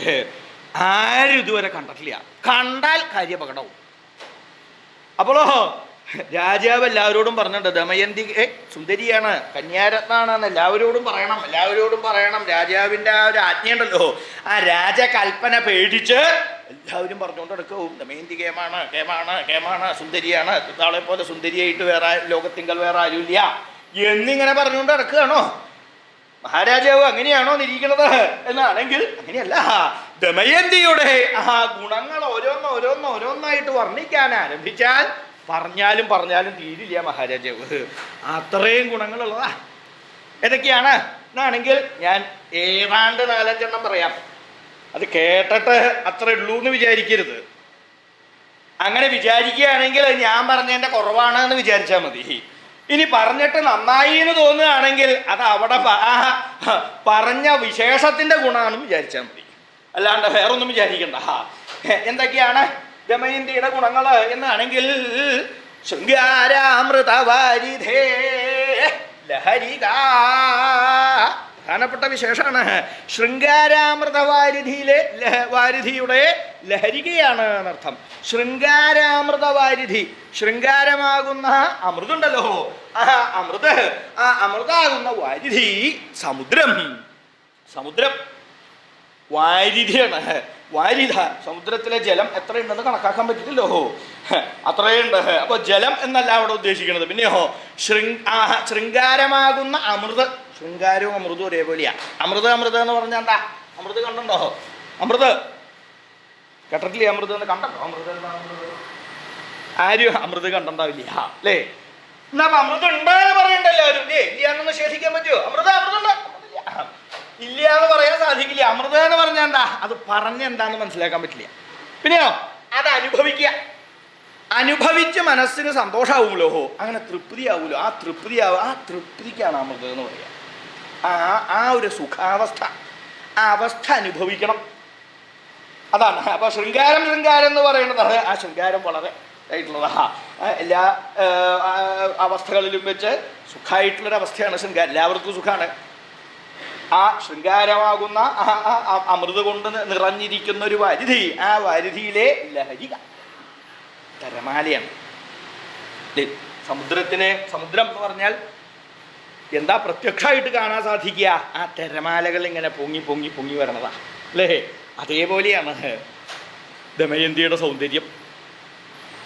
പിന്നെയോ ലാവണ്യ കല്ലോളിനി, ലാവണ്യം. ആ ലാവണ്യം എന്ന് പറഞ്ഞു കഴിഞ്ഞാൽ സ്ത്രീകളുടെ ശരീരത്തിങ്കലുള്ള അംഗോപാംഗങ്ങൾ ഒരുമിച്ച് ചേർന്നിട്ടുണ്ടാകുന്ന സൗഷ്ഠവം എന്നാണ് ലാവണ്യം എന്ന് പറയാം. അതും വർണ്ണിക്കാൻ സാധ്യമല്ല. എങ്ങനെ വേണം? കണ്ടറിയണത്. അതാണ് ലാവണ്യം എന്ന് പറയുന്നത്. ആ സൗന്ദര്യത്തിൻ്റെ ഒരു പൂർണ്ണതയാണ് ലാവണ്യം. അങ്ങനെ ആ ലാവണ്യ കല്ലോളിനി, അതും അതെ, വലിയ തിരമാലകൾക്കാണ് കല്ലോളിനി എന്ന് പറയാ. ലാവണ്യമാകുന്ന കല്ലോളിനി എങ്ങനെയാ അത് വരിക? അല്ലേ മഹാരാജാവ്, ഞാൻ പറയണ കേട്ടിട്ട് ഇന്ന പോലെയാണെന്ന് മനസ്സിലാക്കി അങ്ങ് അത് കേട്ട് അത് മനസ്സിൽ ചിന്തിച്ച് അതിൻ്റെ ഗുണദോഷങ്ങൾ അറിയാം. അതാണ് ലാവണ്യ കല്ലോളിനിയ. ഓരോന്നായിട്ട് അത് കൂടുതലായിട്ട് അങ്ങനെ പറയാൻ പാടില്ല എന്നാണ് പറയുക ഇന്നത്തെ കാലത്ത്. അങ്ങനെയൊക്കെ പറയാൻ പുറപ്പെട്ടാൽ ചില വേറെ ചില കാര്യങ്ങളെ കൊണ്ട് അത് ശരിയല്ല എന്നൊക്കെ പറയുന്നൊരു അഭിപ്രായം ഉണ്ട്. എന്നാലും ചിലതൊക്കെ ഒന്ന് പറയാണ്ട് പറ്റില്ല. എന്താ മുഖം നോക്കുമ്പോൾ മുഖത്ത് എവിടെയാ നോക്കുക? ഒരാളുടെ മുഖത്തേക്ക് കണ്ണിലിക്കാൻ നോക്കുക അല്ലേ? അപ്പോൾ ആ കണ്ണിൻ്റെ ഒരു ആ മുഖത്തിന് യോജിച്ചൊരു കണ്ണാവണം. ചെറിയ മുഖം, വലിയ കണ്ണ്, കുറിച്ചിട്ടുള്ളൊരു കണ്ണ്, തവളയുടെ കണ്ണ് പോലത്തെ കണ്ണ്, സൗന്ദര്യം നേരിയവൂ. അപ്പം എന്ത് വേണം? ആ മുഖത്തിന് യോജിച്ച കണ്ണാവണം. കണ്ണെന്ന് പറഞ്ഞാലും കണ്ണിൻ്റെ ആകൃതി താമരപ്പൂവിൻ്റെ അതള് പോലെ നീണ്ടിടമ്പെട്ട് ഭംഗിയായിട്ട് കണ്ണെഴുതി ആ സൗന്ദര്യം വർദ്ധിപ്പിക്കാൻ പാകത്തിന് എങ്ങനെയാണല്ലോ വേണ്ടത്. അങ്ങനെ ഓരോന്ന് പറയച്ച ധാരാളം പറയണ്ട്. ഇങ്ങനെ വേണം. അപ്പോൾ ഇങ്ങനെയുള്ള ഓരോരോ അവയവങ്ങൾ തമ്മിൽ ചേരുമ്പോൾ ഉണ്ടാകുന്ന രൂപത്തിൻ്റെ ഒരു സൗഷ്ഠവം, അതിനാണ് ലാവണ്യം എന്ന് പറയുക. അത് ഇതേപോലെ ലാവണ്യം ഉണ്ടായിട്ട് വേറൊരു തിരിയ ലോകത്ത്. പിന്നെയോ സൗഭാഗ്യദ്രുമമഞ്ജരിയാണ്. സൗഭാഗ്യമാകുന്ന ദ്രുമത്തിന് മഞ്ജരിയ പൂങ്കൊലയാണ് സൗഭാഗ്യം.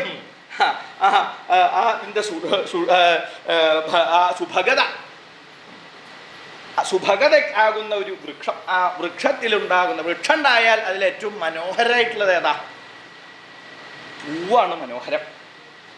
പൂങ്കൊല ധാരാളം ഭംഗിയായിട്ടുള്ള പൂക്കൾ നിറഞ്ഞിട്ടുള്ളൊരു പൂങ്കൊല. അതിലാണ് എല്ലാവരും ശ്രദ്ധിക്കുക. നല്ലൊരു വൃക്ഷം ഉണ്ടായി ആ വൃക്ഷത്തിൽ നിറച്ചിങ്ങനെ പൂവിങ്ങനെ വിരിഞ്ഞ് ഭംഗിയായിട്ട് നിൽക്കണ കണ്ടാൽ ആർക്കായാലും കണ്ണിനൊരു ആനന്ദം ഉണ്ടാവുമല്ലോ. അതേപോലെയാണ്. അപ്പോൾ ശരീരത്തിൻ്റെ അവസ്ഥയാണ് പറയുന്നത്. മാർദ്ദവം ഇത്യാദി ഗുണങ്ങൾ, ആ ഗുണങ്ങളെ കൊണ്ട് പൂങ്കൊല ശോഭിക്കുന്നത് പോലെ ശോഭിക്കണം എന്നർത്ഥം. കാണുമ്പോൾ തന്നെ മനസ്സിലാവണം. ചിലരൊക്കെ തൊട്ടു നോക്കിയാൽ വല്ല പാറക്കല്ലുമ്മ തൊടണ പോലെ തോന്നും. അങ്ങനെയൊക്കെ ആയി കഴിഞ്ഞാൽ കാര്യം അപകട. അതൊന്നും പൂർണ്ണമായിട്ട് മോശാനല്ലാട്ടോ പറയണത്. ഇങ്ങനെ വേണമെങ്കിൽ ഇത് തന്നെ വേണമെന്നാണ് പറയണത്. അതാണ് മുഴുവൻ പറയാനായിട്ട് ബുദ്ധിമുട്ടുണ്ടെന്ന് പറഞ്ഞതാ. ഇങ്ങനെ സൗഭാഗ്യദ്രുമമഞ്ജരി, പിന്നെ പരിലസത്താരുണ്യലക്ഷ്മി സ്വയം. ആ യൗവനം താരുണ്യലക്ഷ്മി അതിങ്ങനെ പരിലസിക്കുക, ശോഭിക്കുകയാണ്, അതിങ്ങനെ പ്രകാശിക്കണോ. യൗവനം എങ്ങനെ കാണാം? യൗവനവതിയായിട്ടുള്ളതാണ്. യൗവനകാലത്ത് ആ സ്ത്രീയുടെ ശരീരത്തിൽ ശോഭിക്കുന്ന ഇതൊക്കെയാണ് ഈ സൗന്ദര്യാദി ഗുണങ്ങളാണ് ഇതൊക്കെ. അത് ശോഭിച്ചിങ്ങനെ കാണാം മഹാരാജാവ്. പിന്നെ ചഞ്ചലദൃശം സീമന്തമുക്താമണി. ചഞ്ചലദൃക്കുകൾ, സുന്ദരിമാരായിട്ടുള്ള ആളുകൾ. ഈ സുന്ദരിമാരായിട്ടുള്ളവരിൽ വെച്ച് സീമന്തമുക്താമണിയാണ് ശ്രേഷ്ഠയായിട്ടുള്ള മുക്താമണി. അത്രയും വിശേഷമായിട്ടുള്ളതാണ്. അത് മാത്രമല്ല കിം അനുപമ. അനുപമ ഉപമിക്കാൻ പറ്റില്ല. ഇന്നൊരാളായിട്ട് ഉപമിച്ച് ഇന്നതുപോലെ എന്ന് പറയും. ഉപമ അതിനാണല്ലോ, മനസ്സിലാവാത്തതിനെ മനസ്സിലാക്കാനാണ് ഉപമിക്കുന്നത് അല്ലേ. അങ്ങനെ ഒന്ന് ഉപമിച്ചൊന്ന് പറയാൻ നിരീച്ചാൽ ഏതൊരു വസ്തുവും ഇവളായിട്ട് ഉപമിക്കാൻ പുറപ്പെട്ടാലല്ലേ നളൻ ഉപമിക്കാൻ സാധ്യമല്ല. അനുപമ അങ്ങനെയുള്ള സൗന്ദര്യത്തോടു കൂടിയുള്ളതാണ്. ഈ സൗന്ദര്യം മാത്രമല്ല സ്വഭാവം, അതെ രണ്ടും വേണം. സൗന്ദര്യവും സ്വഭാവവും രണ്ടും വേണം എന്നാണ് പറയുക. അങ്ങനെ എല്ലാം ഇരിക്കുന്ന ദമയന്തി സർവോത്കർഷേണ വിദർഭ മഹാരാജാവിൻ്റെ പുത്രിയായിട്ട് കുണ്ടിനപുരത്തിങ്കൽ വർത്തിക്കുന്നു. ഇതൊക്കെ കേൾക്കുമ്പോ മായാ പഞ്ചശരസ്യ, പഞ്ചശരന്റെ മായയാണോ എന്നാ തോന്നുക. പഞ്ചശരൻ കാമദേവന്റെ മായ. അത്രയും സൗന്ദര്യധാമാവാണ് ദമയന്തി. അപ്രകാരം സൗന്ദര്യത്തോടു കൂടിയിരിക്കുന്ന കന്യാരത്നമിയം. ആ കന്യാരത്നാണ് മഹാരാജാവ്. കന്യകമാരിൽ വെച്ച് രത്നം പോലെ ആചരിക്കണു. അത്രയും സൗന്ദര്യമുണ്ട്, സ്വഭാവ ഗുണമുണ്ട്, സൗശീല്യമുണ്ട്. അങ്ങനെ എല്ലാം തികഞ്ഞേനെയാണ് രത്നം രത്നം എന്ന് പറയുക. എല്ലാവരും രത്നം എന്ന് പറയില്ല അല്ലേ. ചിലരെയൊക്കെ പറയും ഓരോ സ്ഥാനം കൊടുത്തിരുത്തും, രത്നം എന്ന് പറഞ്ഞ സ്ഥാനം കൊടുത്തിരുത്തും. ഗുണമുണ്ടോ ഇതൊക്കെ എല്ലാം തികഞ്ഞതാണോ നോക്കിയിട്ടൊന്നുമല്ല. അപ്പോൾ ആ സ്ഥാനം കൊടുക്കുന്നത് എങ്ങനെയാ, എല്ലാം തികഞ്ഞിട്ടാണ് അത് കൊടുക്കേണ്ടത്. അങ്ങനെയുള്ള ദമയന്തി കുണ്ടിനപുരത്തിങ്കൽ സർവോത്കർഷേണ വർത്തിക്കുന്നുണ്ട് മഹാരാജാവ്. മഹർഷേ, അടിയനോട് ഇതിപ്പോൾ എന്താ പറയാൻ? ഇവിടെ വന്ന അടിയനോട് ഇത് പറയേണ്ട ആവശ്യം എന്താ? ദമയന്തി അവിടെ ഉണ്ടെന്ന് പറയേണ്ട ആവശ്യം എന്താ എന്നാണെങ്കിൽ മഹാരാജാവ്, ഞാൻ അതാണ് ആദ്യം പറഞ്ഞത്. അങ്ങയുടെ ഓരോരോ ഗുണങ്ങൾ സ്വർഗത്തിങ്കലുള്ള ആ കിന്നരാദികൾ പറയുന്നത് കേട്ടു ഞാൻ. ആ ഗുണങ്ങളൊക്കെ കേട്ട സമയത്തിങ്കൽ അങ്ങക്ക് യോഗ്യയായിരിക്കുന്നവളാണ് ഇവളെന്ന് എനിക്ക് തോന്നി. അങ്ങ് വിവാഹം ചെയ്തിട്ടില്ല. അപ്പൊ അങ്ങ് വിവാഹം ചെയ്യുകയാണെങ്കിൽ അങ്ങക്ക് യോഗ്യമായിട്ടുള്ളതാണ് ദമയന്തി. അങ്ങയുടെ ഗുണഗണങ്ങൾക്ക് അനുയോജ്യമാണ്. അങ്ങ് വിവാഹം ചെയ്യുകയാണെങ്കിൽ ദമയന്തിയെ തന്നെ വിവാഹം ചെയ്യണം, വേറെ ആരെയും വിവാഹം ചെയ്യരുത്. അത് എന്നാലാണ് അത് തുല്യാവുക. അതുകൊണ്ട് അതിനാണ് ഞാൻ ഇവിടെ വന്ന് അങ്ങോട്ട് പറയേണ്ടായത്. ആയിക്കോട്ടെ, മഹർഷി അങ്ങ് പറഞ്ഞു ദമയന്തി വിവാഹം ചെയ്യണമെന്ന് പറഞ്ഞു. അടിയനതിന് പുറപ്പെട്ട് കഴിഞ്ഞാൽ ദമയന്തിക്ക് ഇങ്ങോട്ട് വേണ്ടേ? ചാടി പുറപ്പെട്ടിട്ട് വല്ല കാര്യമുണ്ടോ? അവിടെ ചെല്ലുമ്പോ ഇതൊന്നും വേണ്ട എന്ന് പറഞ്ഞാൽ കാര്യപകടയില്ലേ? അബദ്ധയില്ലേ? ഓ, അത് നേരെയാവോ എന്നാണെങ്കിൽ കന്യാരത്നമിതം അതിന് അങ്ങനെ സംഭവിച്ചോളും മഹാരാജാവ്, സംഭവിക്കും. എന്താ അങ്ങനെ പറയാൻ കാരണം എന്നാണെങ്കിൽ കന്യാരത്നമിയം രത്നാണ് എന്ന് പറഞ്ഞില്ലേ. രത്നം രത്നം രത്നം എന്നുള്ളതുകൊണ്ട് എന്താ, രത്നത്തിന്റെ അവകാശി ആരാ? ഭൂമിയെങ്കല് രത്നത്തിന് അവകാശി ആരാ? മഹാരാജാവ് അങ്ങ് ധരിച്ചിട്ടില്ലേ? ധരിച്ചിട്ടുണ്ട്. ആരാ അവകാശി? രാജാവ്. രത്നത്തിന്റെ അവകാശി രാജാവാണ്. എന്നാൽ ഈ രത്നം അത് എവിടെ രത്നം കിട്ടിയാലും അതെ, ഭൂമിയെങ്കിൽ നിന്ന് എവിടെ രത്നം കിട്ടിയാലും വിശേഷപ്പെട്ട വസ്തുക്കൾ എന്നർത്ഥം, രത്നാദികളായിരിക്കുന്ന പലതും അത് കിട്ടിക്കഴിഞ്ഞാൽ അത് രാജാവിൻ്റെ കയ്യിൽ കൊണ്ടു കൊടുക്കുകയാണ് വേണ്ടത്. രാജാവിനാണ് അത് രക്ഷിക്കാൻ അവകാശം. ധരിച്ചിട്ടില്ലേ? ഇപ്പൊ കേൾക്കേണ്ടായില്ലേ? ഇന്ന സ്ഥലത്തുനിന്ന് വിലപിടിപ്പുള്ള പല സാധനങ്ങൾ ആ ഭൂമിയുടെ ഉള്ളിൽ നിന്ന് കിട്ടി. ധരിച്ചിരുന്നില്ലേ? അത് കിട്ടിയാൽ എന്താ ചെയ്യുക? രാജാവ് എന്ന് പറഞ്ഞാൽ ഭരണാധികാരി എന്ന് വിചാരിച്ചാൽ മതി. ഭരണാധികാരികളുടെ കയ്യിൽ കൊണ്ടു കൊടുക്കുക എന്നല്ല, പണ്ടേ ഉള്ളത് രാജാവിനാണ് അതിൻ്റെ അധികാരം. കന്യാരത്നമിതം, ഈ കന്യകയുടെ അധികാരി ആരാ? അല്ലേ മഹാരാജാവ്. അങ്ങക്ക് തന്നെയാണ് ഇതിൻ്റെ അധികാരം, വേറെ ആർക്കുമല്ല. എന്നപ്പോ ഞാനിപ്പോ എന്താപ്പോ ഓടി വന്ന് അങ്ങയുടെ അടുത്തത് പറയണം നിശ്ചയിച്ചത് എന്നാണെങ്കിൽ അങ്ങക്കാണ് അധികാരം എന്ന് വ്യക്തമാക്കിയില്ലേ? ഇപ്പൊ ഞാൻ ആ വ്യക്തത ആക്കിയത് എന്തിനാണെങ്കിൽ ഇവളെ വിവാഹം ചെയ്യണം എന്നാഗ്രഹിച്ചുകൊണ്ട് സ്വർഗത്തിങ്കൽ നിന്ന് ദേവന്മാരടക്കം ചാടി പുറപ്പെട്ടിട്ടുണ്ട്. ദേവന്മാർക്കൊരു മോഹം, ഇന്ദ്രാദി ദേവന്മാർക്ക് ഇവിടെ വിവാഹം ചെയ്താൽ കൊള്ളാം എന്നൊരു മോഹം. അപ്പോ ദേവന്മാർക്കല്ല ഇവളുടെ അവകാശം, രാജാവിനാണ് ഇവളുടെ അവകാശം. ഭൂമിയിങ്കൽ ജനിച്ചിരിക്കുന്ന ആ മനുഷ്യ സ്ത്രീയായിരിക്കുന്ന ദമയന്തിയെ വിവാഹം ചെയ്യാൻ മനുഷ്യനായിരിക്കുന്ന അങ്ങക്ക് തന്നെയാണ് അധികാരം, ദേവന്മാർക്കല്ലാന്ന്. ദേവന്മാർക്ക് എന്താ അവകാശം? യാഗം ചെയ്യുമ്പോൾ അതിൻ്റെ ഫലം സ്വീകരിക്കാനേ ദേവന്മാർക്ക് അവകാശമുള്ളൂ. മനുഷ്യ സ്ത്രീയായിരിക്കുന്നവളെ സ്വീകരിക്കാൻ ദേവന്മാർക്ക് അവകാശമില്ല. അതുകൊണ്ട് അങ്ങനെ ഒട്ടും താമസിക്കണ്ട. ഇത്രയും കാലം പലതും ചെയ്ത് സമയം കളഞ്ഞു, ഇനി വൈകണ്ട. ആ ദമയന്തിയെ സമ്പാദിക്കാനായിക്കൊണ്ട് നല്ലോണം യത്നിച്ചോളൂ. പ്രയത്നിച്ചാലേ കിട്ടുള്ളൂ. രത്നം തുടങ്ങിയിട്ടുള്ള വിശേഷപ്പെട്ട കാര്യങ്ങൾ വേഗം കിട്ടും വിചാരിച്ച് പുറപ്പെട്ടിട്ട നല്ലോണം പ്രയത്നിച്ചാലേ കിട്ടുള്ളൂ എന്നർത്ഥം. നല്ലോണം പ്രയത്നിക്കണം. അങ്ങനെ പ്രയത്നിച്ച് സമ്പാദിക്കാനുള്ള സമയമായിട്ടുണ്ട് മഹാരാജാവ്. ഇനി അമാന്തിക്കണ്ട, അത് പറയാനാണ് ഞാൻ അങ്ങേ എടുത്ത് വന്നത്. വേറൊന്നും അങ്ങയെക്കുറിച്ച് വേറൊന്നും അപരാധം പറയാനല്ല, ഇങ്ങനൊരു സൂചന നൽകാനാണ് എന്ന് ശ്രീനാരദ മഹർഷി ആ ദമയന്തിയുടെ ആ കേമത്തങ്ങളുണ്ടല്ലോ. ദമയന്തി ആരാണ്, ദമയന്തിക്ക് എത്രത്തോളം വൈഭവമുണ്ട്, സൗന്ദര്യമുണ്ട് എന്നുള്ളതൊക്കെ നളനെ വേണ്ട പോലെ ബോധ്യപ്പെടുത്തിയതിൻ്റെ ശേഷം നാരദ മഹർഷി തിരിച്ച് സ്വർഗത്തിങ്കലേക്ക് പോയില്ലോ. കേട്ട സമയത്തിങ്കൽ നളന്റെ മനസ്സിൽ ദമയന്തിയെ കുറിച്ചിട്ടുള്ള ആ വിചാരം അതിങ്ങനെ ഉണ്ടായിക്കണു. സ്വതേ മുമ്പന്നെ കേട്ടിട്ടുണ്ട്, ദമയന്തി കന്യാരത്നാണ്, സൗന്ദര്യത്തോടു കൂടിയവളാണ് എന്ന് കേട്ടിട്ടുണ്ട്. പക്ഷേ തനിക്ക് കിട്ടുമോ എന്നറിയില്ല. ഈ കിട്ടാത്തതിന് വേണ്ടിയിട്ട് മോഹിക്കാൻ പുറപ്പെട്ടിട്ട് കാര്യമില്ലല്ലോ. മോഹം ഉണ്ടാവും, അത് വേണം ഇത് വേണം, അപ്പം എല്ലാം മോഹമില്ലാണ്ടിരിക്കില്ലേ. മോഹിക്കാൻ ഇപ്പം എത്ര എന്താ വിഷമമുള്ളത്? എന്ത് വേണമെങ്കിൽ മോഹിക്കാം. പക്ഷേ മോഹിച്ചത് കിട്ടണമെന്നുണ്ടെങ്കിൽ എല്ലാം കിട്ടിക്കൊള്ളണമെന്നില്ല. വിധിച്ചതൊക്കെ കിട്ടുമോ? എല്ലാം കിട്ടിക്കൊള്ളണമെന്നില്ല. കൊതിച്ചതൊന്നും കിട്ടില്ല, വിധിച്ചതേ കിട്ടുള്ളൂ.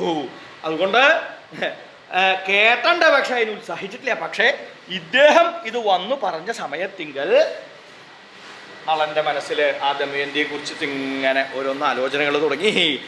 ഓരോന്നോരോന്നായിട്ട് ഈ സൗന്ദര്യം ഇങ്ങനെ വർണ്ണിച്ചുല്ലോ. ശൃംഗാരമാകുന്ന ആ വാരിധിക്കുള്ള തിരമാലകളാണ്, ലാവണ്യത്തോടു കൂടിയവളാണ് എന്നിങ്ങനെ ഓരോന്നോരോന്നായിട്ട് കേട്ടുല്ലോ. അതിങ്ങനെ മനസ്സിൽ ഇങ്ങനെ ആലോചിക്കുക. അങ്ങനെ ആലോചിച്ചു. മനസ്സിൽ ദമയന്തിയെ കുറിച്ച് മാത്രമായി ചിന്ത, വേറൊന്നും ചിന്തിക്കണില്ല.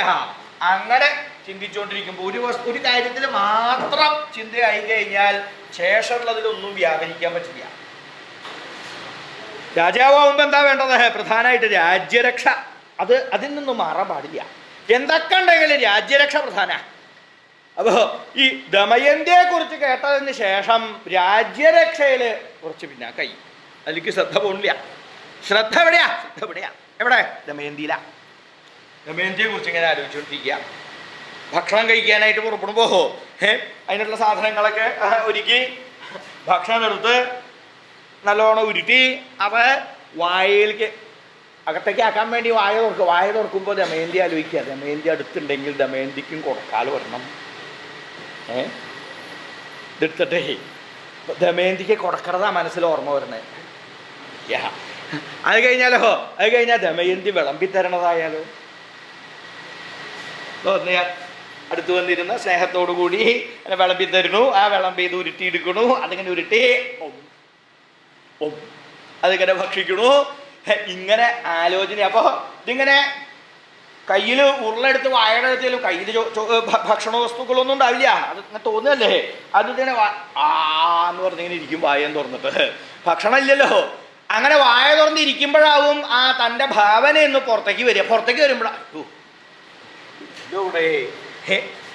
ഇങ്ങനെ ഭക്ഷണം കഴിക്കണ കാര്യത്തിൽ ഇങ്ങനെ ഓരോന്ന് ചിന്തിച്ചുകൊണ്ടിരിക്കുന്നു.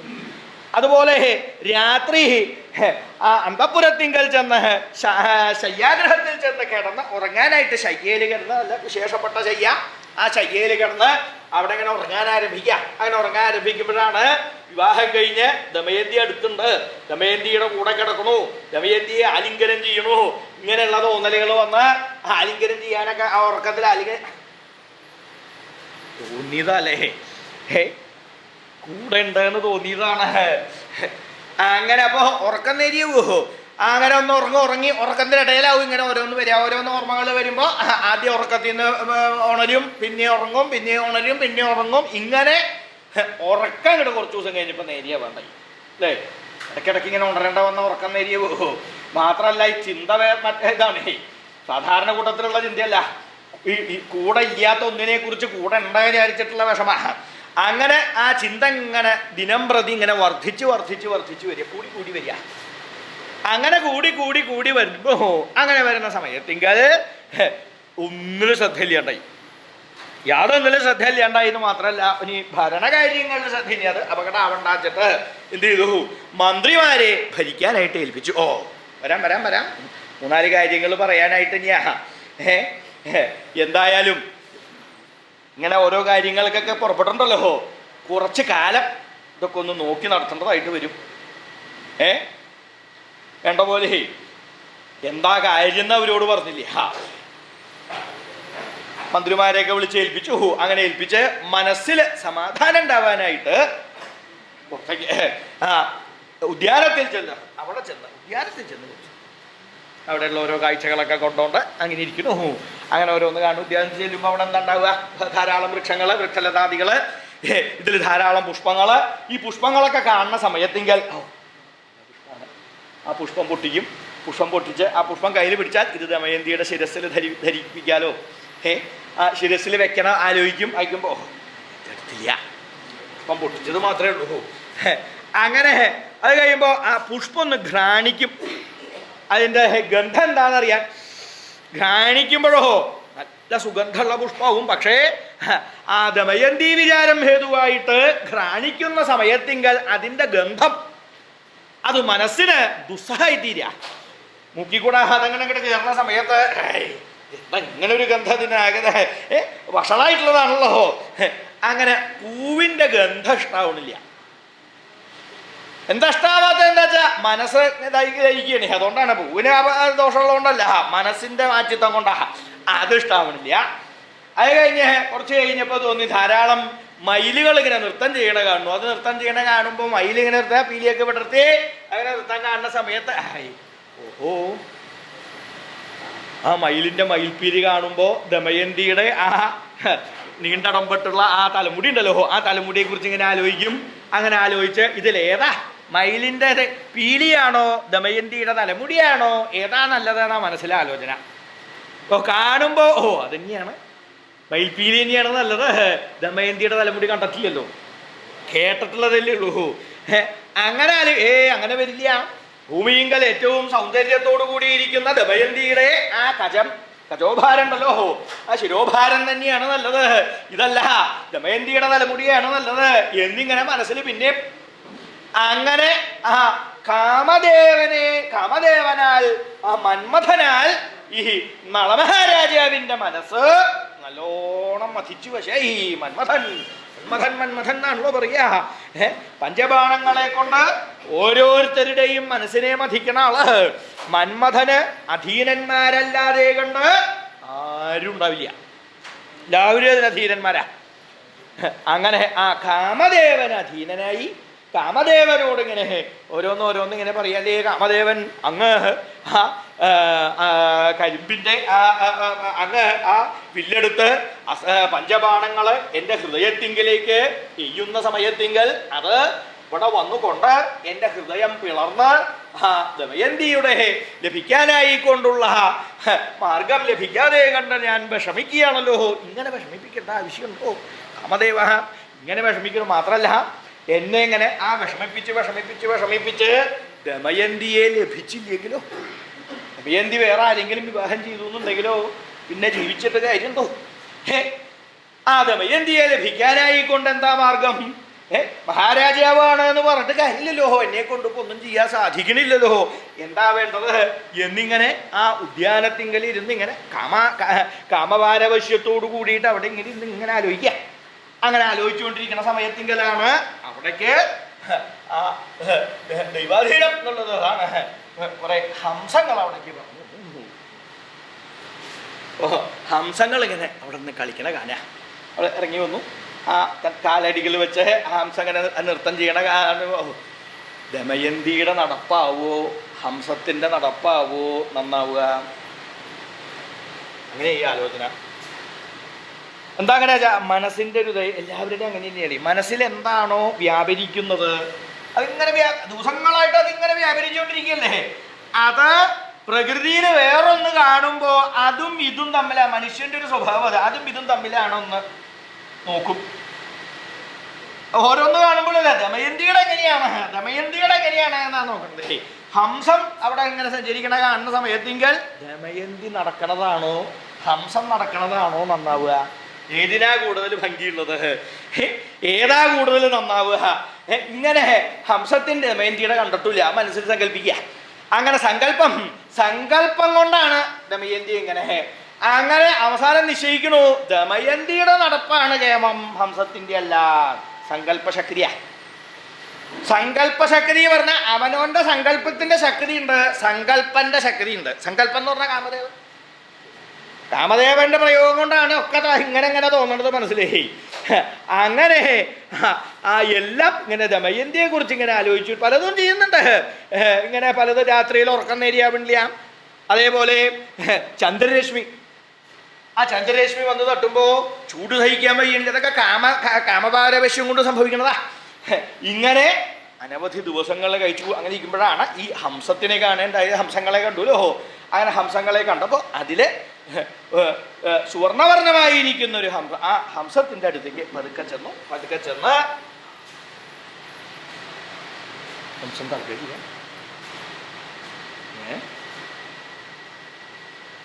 ചിറക്കൊക്കെ ഇങ്ങനെ വയ്ക്കിട്ടായിരിക്കണം.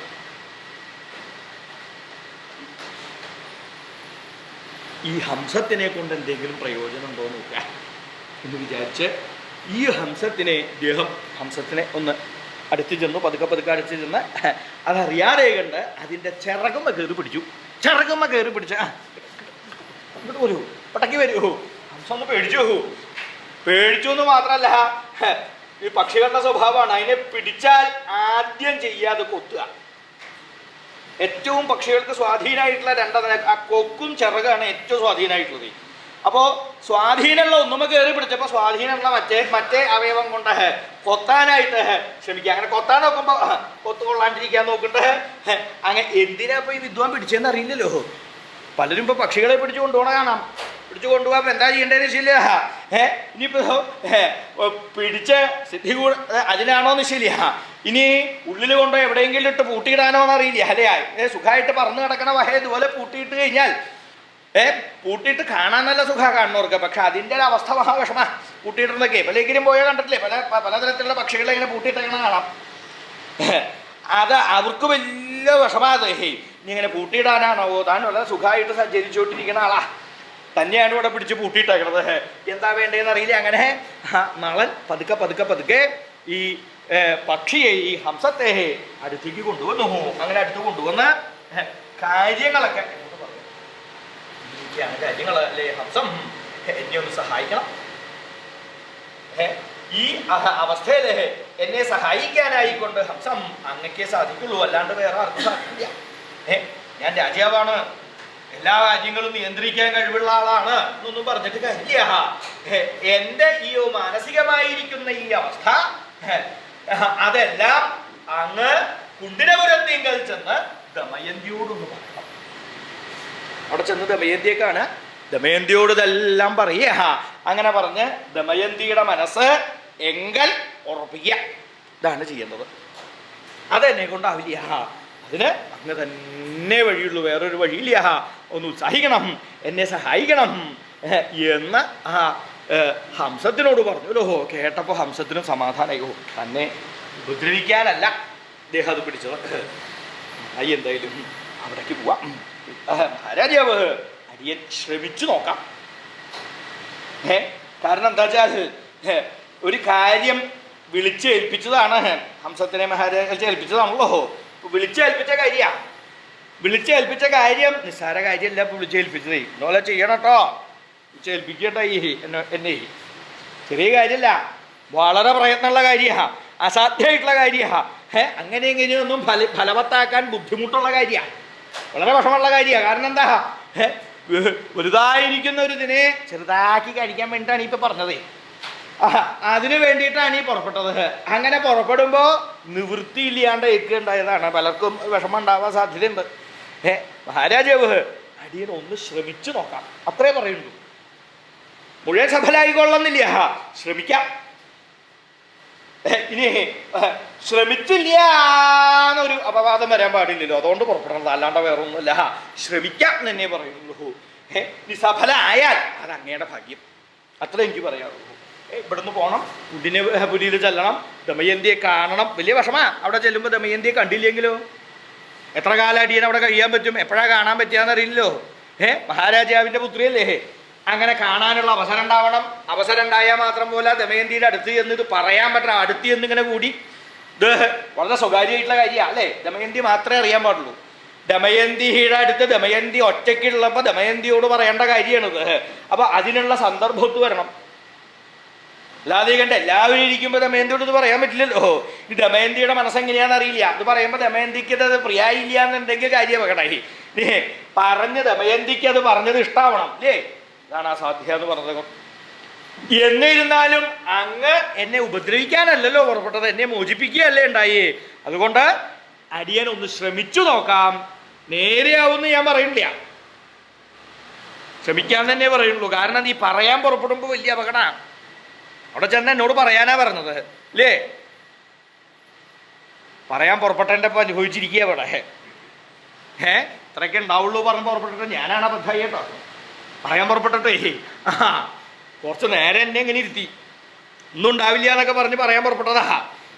പിന്നെ എനിക്ക് അങ്ങനെയൊന്നും അല്ലാന്ന് അറിയണോണ്ട് ഞാനൊന്ന് മനസ്സിരുത്തി, അല്ലെങ്കിൽ കാര്യം അപകടമായേനെ. വലിയ വിഷമാ. മാത്രല്ല എന്ത് കാര്യവും പറയാൻ പുറപ്പെടുമ്പോഴുള്ളൊരു പരിഭ്രമം ഉണ്ടല്ലോ. ഇത് ഇന്ന പോലെ പറയണമെന്ന് നിരീച്ച് ഉറപ്പിച്ചൊക്കെ നേരിയാക്കി വന്ന് ഇവിടെ കിട്ടും നിൽക്കുമ്പോൾ എല്ലാവരെയും കാണുമ്പോൾ ഇതൊക്കെ അതുപോലെ ഒന്നും ആവില്ല പറയണ്ടാവും. അതിപ്പോൾ ഇങ്ങനൊക്കെ വെച്ചിട്ട് എന്തെങ്കിലും പ്രയോഗമാവും, അതിനത് പറ്റുമോ? ഒന്നും പറ്റില്ല.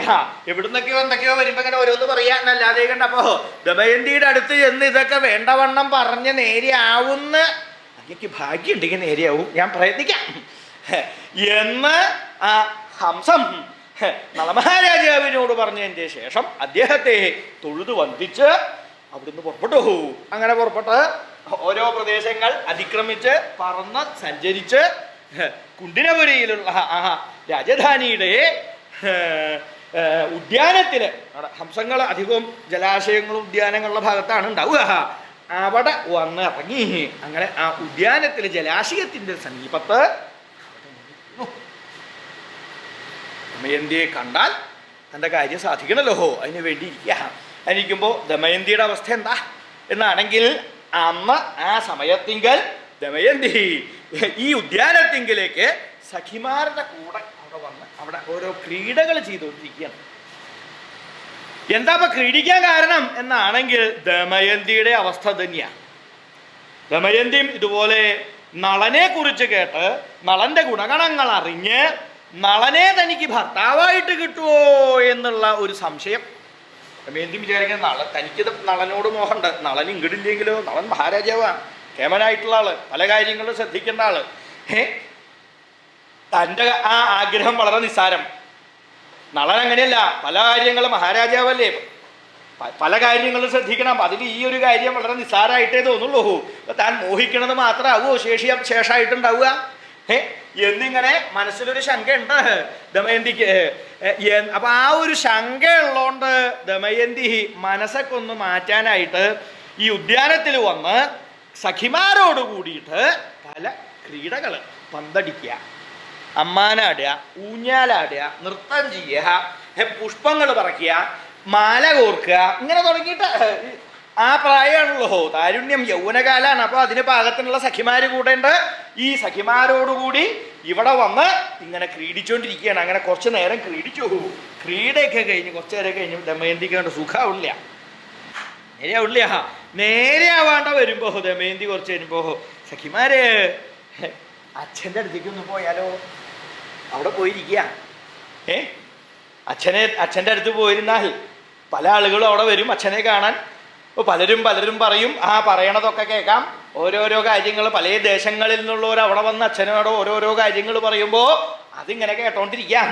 ഇത് കുറച്ച് കഴിഞ്ഞപ്പോൾ ഇതിനും ദമയന്തിക്ക് മനസ്സുറയ്ക്കാതെ വന്നിട്ടാണ് അങ്ങോട്ട് അങ്ങനെയല്ല, അവിടേക്ക് പോവണ്ട, എടീ നമുക്ക് കുറച്ചും കൂടി അങ്ങോട്ട് കളിക്കാതെ ആ ജലാശയത്തിൻ്റെ അവിടെ പോയിട്ട് അവിടെ പോയി കളിക്കാം.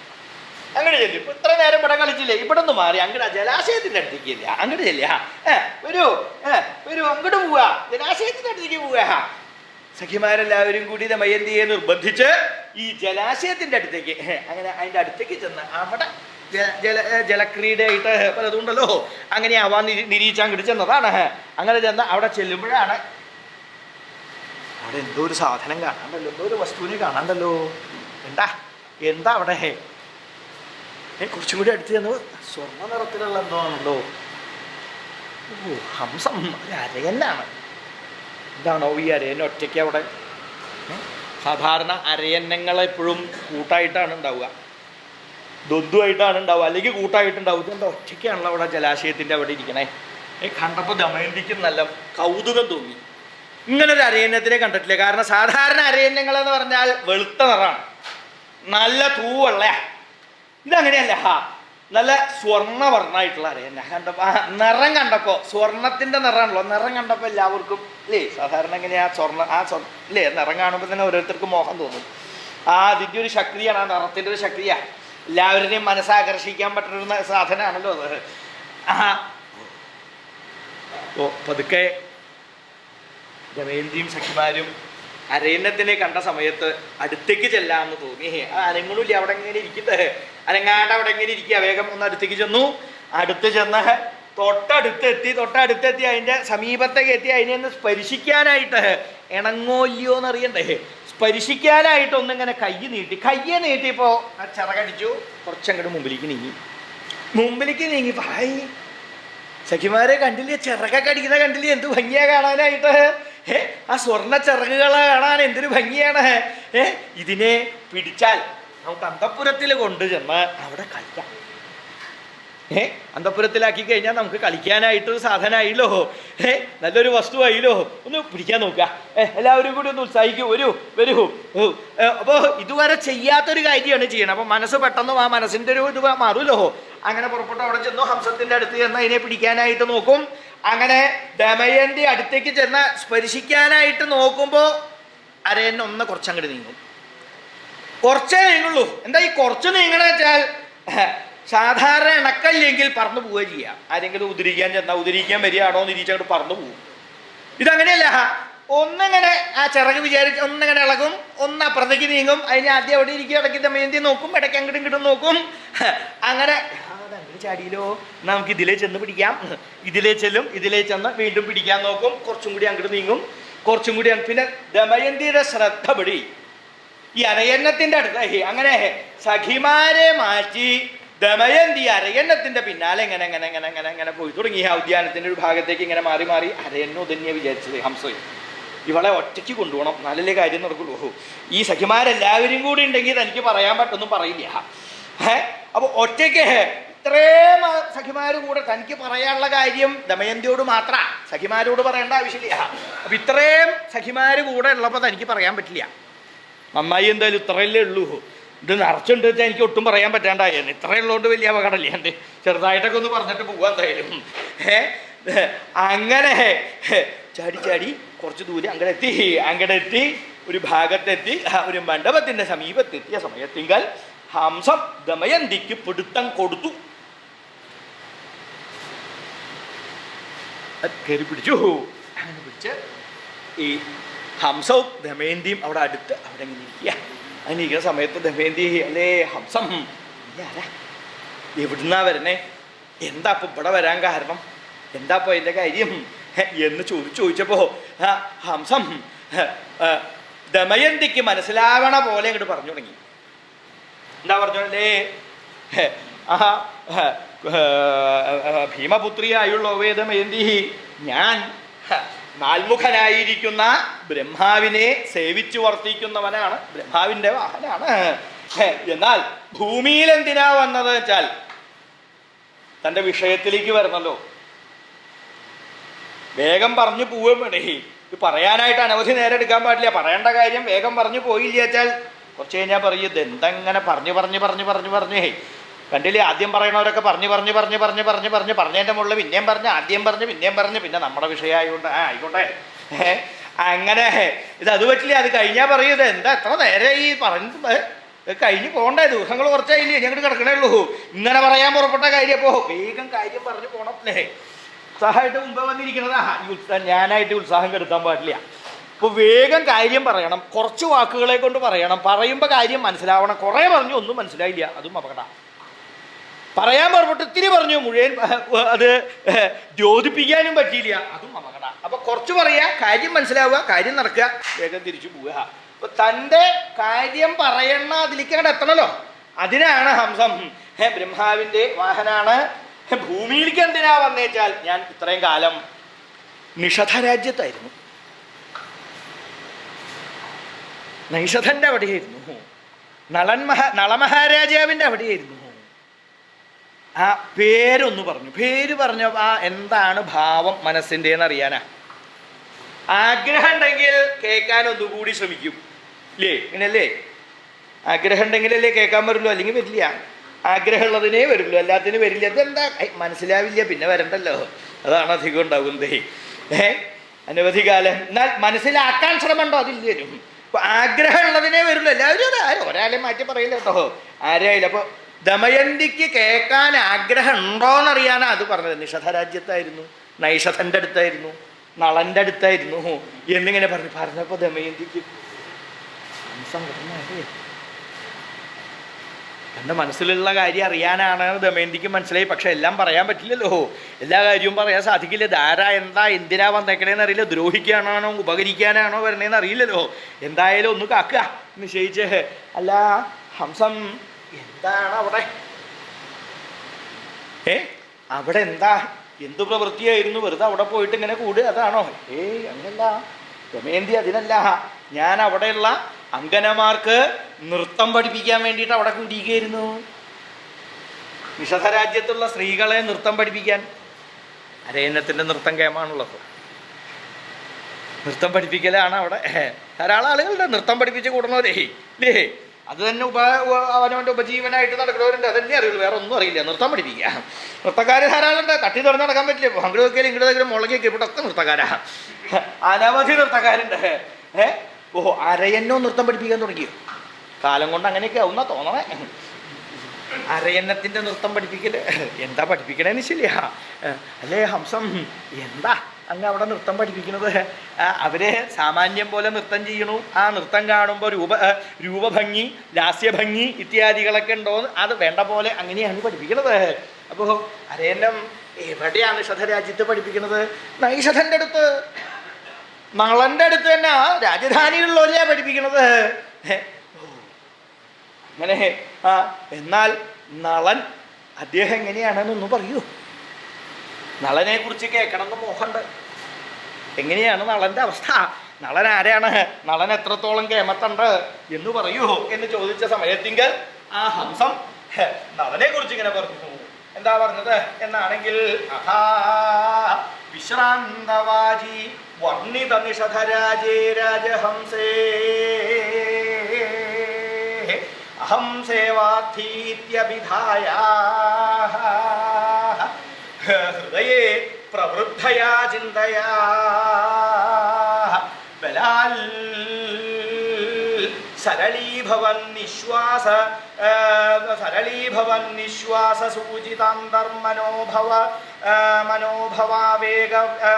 മനോഭവവ്യഥാവേഗം അകസ്മാൽ സ്മരാപസ്മാരേണ ദാമ്യന്തീം ദമയന്തീം താം അജഹംസോ ഥം അലാപയാമാസ. രാജഹംസം, ആ രാജഹംസം എന്ത് ചെയ്തു എന്നാണെങ്കിൽ, യുദ്ധം വർണ്ണിത നിഷധരാജേ രാജഹംസേ വിശ്രാന്തവാജീ. ഇപ്രകാരം ആ രാജഹംസം ഇപ്രകാരം വർണ്ണിത നിഷധരാജനായിരിക്കുന്ന രാജഹംസം വിശ്രാന്തവാക്കായിരിക്കും സമയത്തിങ്കൽ. വർണ്ണിത നിഷധനായിരിക്കുന്ന രാജഹംസം വർണ്ണിതനായിരിക്കുന്ന നിഷധരാജാവിനോട് കൂടിയവനായിരിക്കുന്നു ഈ രാജഹംസം. നിഷധരാജാവിനെ കുറിച്ച് ഭംഗിയായിട്ട് അങ്ങോട്ട് വർണ്ണിച്ചു. എന്നിട്ടോ വിശ്രാന്തവാജി, വാക്കുകളൊക്കെ വിശ്രമിച്ചു, പറഞ്ഞു നിർത്തി എന്ന് പറഞ്ഞുകൊണ്ടെന്താ രാജഹംസം നളനെ കുറിച്ച് ഭംഗിയായിട്ട് ദമയന്തിയോട് പറഞ്ഞു. നല്ല അനുകൂല സമയം, അനുകൂല സ്ഥലം. ഇപ്പോൾ സ്ഥലത്തിന് മാഹാത്മ്യമുണ്ട് അല്ലേ? ഇതുപോലെ മാഹാത്മ്യമുള്ള വേറെ സ്ഥലം ഉണ്ടാവില്ല. സമയം അനുകൂല സമയമാണ്. ഇതേപോലെ അനുകൂല സമയം വേറെ ഇതിൽ കിട്ടൂല. ആദ്യം നിശ്ചയിച്ച സമയം അത്ര അനുകൂലമായിരുന്നില്ല, നേരം വൈകൊണ്ട് സമയം അനുകൂലമായി എനിക്ക്. നന്നായി, എന്തായാലും ഈ സമയത്താണ് വേണ്ടത്. അപ്പോൾ സമയം അനുകൂലമായി, സ്ഥലം നന്നായി, പറയണവരും അതല്ലേ, പറയണവരും കേൾക്കണവരും അത്യാവശ്യം ഉത്സാഹമൊക്കെ ഉണ്ട് തോന്നുന്നുണ്ട്. അതിന് പറയാൻ പുറപ്പെട്ട അയ്യോ വന്നിരിക്കുമ്പോൾ തുടങ്ങിയ താടിക്കും കൈ കൊടുത്തിട്ട് ഇതുവരെ അവിടെ നിന്ന് അനക്കിയിട്ടില്ല. എന്തോ ഞാൻ പറയണതിൽ അപകടം ഉണ്ട്, അതാണ് ഇപ്പോഴും അനക്കണില്ലേ, കണ്ടില്ല, അവിടെ തന്നെ മുറുക്ക പിടിച്ചോണ്ടിരിക്കുക. ഇനി പല്ല് പുറത്ത് കാട്ടണമെന്ന് അറിയാൻ, അതുകൊണ്ടാണെന്ന് വെച്ചില്ല. മറ്റേ വിദ്വാന് ഇങ്ങനെ ഇരിക്കുന്നുണ്ട്, ഒരാൾ ഇങ്കടാച്ചാൽ മറ്റേ വിദ്യ ഇങ്കട, അപകടം ആവുണ്ട്, സംശയമില്ല. ഞാൻ നേരത്തെ പറഞ്ഞു എൻ്റെ മാറ്റത്തം കൊണ്ടല്ല എന്ന് ഞാൻ പറഞ്ഞിട്ടുണ്ട് എന്ന് തോന്നാൻ ഇട വരരുത്. ഇരിക്കുമ്പോഴോ സഹായിട്ടിരിക്കണല്ലേ, പറയാണ്ട പറ്റുമോ? പറയണ്ട വിചാരിച്ച് പിന്നാക്കം നിന്നതാ, പറയാണ്ടിരിക്കാൻ സമ്മതിച്ചില്ല. അങ്ങനെ പറയണമെന്ന് അങ്ങോട്ട് തോന്നിപ്പിക്കുക അല്ലേ? വേണ്ട വിചാരിച്ചാൽ അദ്ദേഹത്തിൻ്റെ മുഖത്തേക്ക് നോക്കിയാൽ പറഞ്ഞേ പറ്റൂ തോന്നും. നല്ല ഉത്സാഹമായിട്ട് പറയണ ആളാ. അപ്പോൾ അങ്ങനെ തോന്നിയാൽ പിന്നെ പറയാണ്ട് പിന്നാക്കം പറയാൻ പറ്റില്ല. അപ്പോൾ എന്ത് ചെയ്തു? സ്ഥലത്തിൻ്റെ ഗുണം, സമയത്തിൻ്റെ ഗുണം, കേൾക്കണ ആളുടെ ഗുണം, ഇതെല്ലാം കൂടി ചേരണം എന്നാലേ നന്നാവുള്ളൂ പറച്ചില്. ഇതൊക്കെ ഇവിടെ അനുകൂല ഈ ഹംസത്തിന്. ഭാഗ്യം നളൻ്റെ. ഇത് ഭംഗിയായിട്ട് നളൻ്റെ എല്ലാ കാര്യവും അങ്ങോട്ട് പറഞ്ഞുല്ലോ. എന്താണ് ആദ്യം പറയില്ല, ഒക്കെ എല്ലാവർക്കും അറിയണതാ. അതുകൊണ്ട് എല്ലാ ഗുണങ്ങളും അങ്ങോട്ട് വിസ്തരിച്ച് പറഞ്ഞു. ആ വിസ്തരിച്ച് പറഞ്ഞതിന് ശേഷം ഹംസം എന്താ ഇപ്പം ഇതിന് പുറപ്പെട്ട ഒരാളെ ഇങ്ങനെ പുകഴ്ത്തി പറയാൻ എന്താ എന്തെങ്കിലും ലഭ്യമുണ്ടോ? ലഭ്യമുണ്ടാവും, പറഞ്ഞു കഴിഞ്ഞാൽ സംശയമില്ല, ഇല്ലാണ്ടിരിക്കില്ല, അത് ഉറപ്പാ. അതിനെയാവുള്ളൂ പുറപ്പെട്ടത്, അല്ലാണ്ടാവില്ല അല്ലേ? അതാണോ അല്ലേ ദമയന്തി? അതല്ല, അതിനൊന്നുമല്ല പുറപ്പെട്ടത്. പിന്നെ എന്തിയാ? അഹം സേവാർത്ഥി, ഞാൻ സേവാർത്ഥിയാണ്. സേവാർത്ഥി, സേവ ചെയ്യാണ്, സേവിക്കുകയാണ്. ഇതൊന്നും കിട്ടുന്നില്ല, കേമത്തം കിട്ടുന്നോ ദ്രവ്യം കിട്ടുന്നോ എന്നൊന്നും മോഹിച്ചിട്ടല്ല. സേവാർത്ഥി, നളമഹാരാജാവിന് സേവ ചെയ്യാൻ, സേവയെ ആഗ്രഹിച്ച് പ്രവർത്തിക്കുകയാണ് ഞാൻ, അല്ലാണ്ട് വേറൊന്നുമല്ല. ഇതല്ലാതെ കണ്ട് വേറെ പലതും ചെയ്യാൻ എനിക്ക് വശമുണ്ട്, പലതും അറിയുകയും ചെയ്യാം, പലതും ഗ്രഹിച്ചിട്ടുണ്ട്, അതിനുള്ള അറിവുണ്ട്. പക്ഷേ ഇത് മതിന്ന് വിചാരിച്ച് നിന്നതാ, വേറെ ഒന്നിനും പോകണ്ടത് മതി. അപ്പൊ അത് ഇതുകൊണ്ട് ഉള്ളത് മതി, കൂടുതലായിട്ടൊന്നും വേണ്ട എന്ന് വിചാരിച്ചപ്പോ അങ്ങയെ ആ നളമഹാരാജാവിനെ സേവിച്ച് ദമയന്തി അങ്ങും നളമഹാരാജാവും തമ്മിൽ ചേരാനായിട്ട് സംഗമിക്കാനായിക്കൊണ്ടുള്ള മോഹം സേവാർത്ഥി, അത് മോഹിച്ചിട്ടാണ് ഞാൻ പുറപ്പെട്ട, അല്ലാണ്ട് വേറെ ഒന്നും എനിക്ക് ആഗ്രഹമില്ല. നിങ്ങൾ തമ്മിൽ ഒരുമിക്കണം. കാരണം എന്താ? ഭൂമിയിങ്കല് രത്നത്തിന് ആധാരം, രത്നത്തിന് അവകാശി രാജാവാണ് ദമയന്തി. അങ്ങേപ്പോലെ ഇത്രയും സൗന്ദര്യ ഗുണമുണ്ടായിട്ട്, സ്വഭാവ ഗുണമുണ്ടായിട്ട് വേറെ ഇല്ല. ആ അത്രയും ഗുണവതിയായിരിക്കുന്ന അങ്ങും ഗുണവാനായിരിക്കുന്ന നളമഹാരാജാവും രണ്ടുപേരും തമ്മിൽ സംഗമിക്കുകയാണ് വേണ്ടത്. അതുതന്നെയാണ് വേണ്ടത്. അതിനു വേണ്ടിയാണ് ഞാൻ ഉത്സാഹിച്ചത്, വേറൊന്നുമല്ല, വേറൊന്നും ആഗ്രഹിച്ചിട്ടില്ല എന്ന് ആ നളന്റെ എല്ലാ ഗുണങ്ങളും സ്വൈരായിട്ട് പറഞ്ഞു കേൾപ്പിച്ചുല്ലോ. അതിങ്ങനെ പറഞ്ഞു കേട്ടപ്പോ കേട്ടു, കേട്ടു. ആ കേട്ട സമയത്തിങ്കൽ ഹൃദയേ പ്രവൃദ്ധയാ ചിന്തയാ, ആദ്യം ഒരു അങ്കുര ഉണ്ടായിരുന്നുള്ളൂ, ഒരു മൊട്ട, നളനോടുള്ള പ്രണയത്തിൻ്റെ ഒരു മൊട്ട ഉണ്ടായിരുന്നുള്ളൂ. ആ മൊട്ട ഹൃദയേ പ്രവൃദ്ധയാ ചിന്തയാ, ചിന്ത എങ്ങനെ കൂടി വരുന്നു, ആഗ്രഹം, മനസ്സിലെ നളനോടുള്ള ആഗ്രഹം എങ്ങനെ വർദ്ധിച്ച് പ്രവൃദ്ധയാ പ്രകർഷേണ വർദ്ധിക്കണു, അനുനിമിഷം ദരിദ്ര വർദ്ധിക്കുന്നത്. അങ്ങനെ കൂടി കൂടി കൂടി കൂടി അങ്കുരം, ബീജം, അങ്കുരം അങ്ങനെ ഉണ്ടല്ലോ, അത് ഓരോന്നായിട്ട് അങ്ങോട്ട് വർദ്ധിച്ചു തുടങ്ങി. അങ്ങനെ വർദ്ധിക്കുമ്പോ അത് ഹംസത്തിന് കാണാറായി ആ മാറ്റം. ദമയന്തിയുടെ മനസ്സിലുള്ള ആ ആഗ്രഹത്തിന്റെ വൃദ്ധി അദ്ദേഹം കണ്ടു. എന്താ കണ്ടത്, എങ്ങനെയാ മനസ്സിലായത് എന്നാണെങ്കിൽ ബലാൽ സരളീഭവൻ നിശ്വാസസൂചിതാന്തർമനോഭവാവേഗം ദമയന്തീം. ദമയന്തിയുടെ അവസ്ഥ എങ്ങനെയായി? ബലാൽക്കാരേണ ബലാൽക്കാരേണ സരളീഭവത്തായിരിക്കുന്ന നിശ്വാസം ഉണ്ടല്ലോ, ആ നിശ്വാസത്താൽ സൂചിതമായിരിക്കുന്ന മന്മഥാവേഗത്തോടു കൂടിയവളായിട്ട് ഇവളെ കാണേണ്ടായി എന്ന് പറഞ്ഞോണ്ടെന്താ ആ മന്മഥാവേഗം, മന്മഥന്റെ ആവേഗം, മന്മഥൻ മനസ്സിനെ മതിക്കുക. ദമയന്തിയുടെ ഉള്ളിലേക്ക് ഹൃദയത്തിങ്കലേക്കും മന്മഥന്റെ ആവേഗം, വേഗത്തിലുള്ള ആ മന്മഥന്റെ ബാണങ്ങൾ പ്രയോഗിച്ചുല്ലോ. ആവേഗം അങ്ങനെ വേഗം വേഗം വർദ്ധിക്കുക. വർദ്ധിക്കുമ്പോ മനസ്സിന്റെ ഉള്ളില് ഈ കാമദേവന്റെ ആക്രമണം ഉണ്ടായാൽ പുറത്തേക്ക് നോക്കുമ്പോ ഒന്നും തോന്നില്ല. ഇരിക്കണതാണ് ഒരു മാറ്റം ഉണ്ടാവില്ല ശരീരത്തിന്. പക്ഷേ മാറ്റം എവിടെ ഉണ്ടാവുക? ഹൃദയത്തിലാണ് മാറ്റം ഉണ്ടാവുക. ഹൃദയം ഇങ്ങനെ വേവാൻ തുടങ്ങും. എന്താ ഇത് കാരണം? വേവാൻ തുടങ്ങണതിന് കാരണം എന്താ? പ്രവൃദ്ധയാ ചിന്തയാ. ആ ചിന്ത ആരെ കുറിച്ചാണോ ആലോചിക്കുന്നത് ആ ചിന്ത കാരണം ഇങ്ങനെ മനസ്സിലിങ്ങനെ വിഷമം വർദ്ധിച്ച്.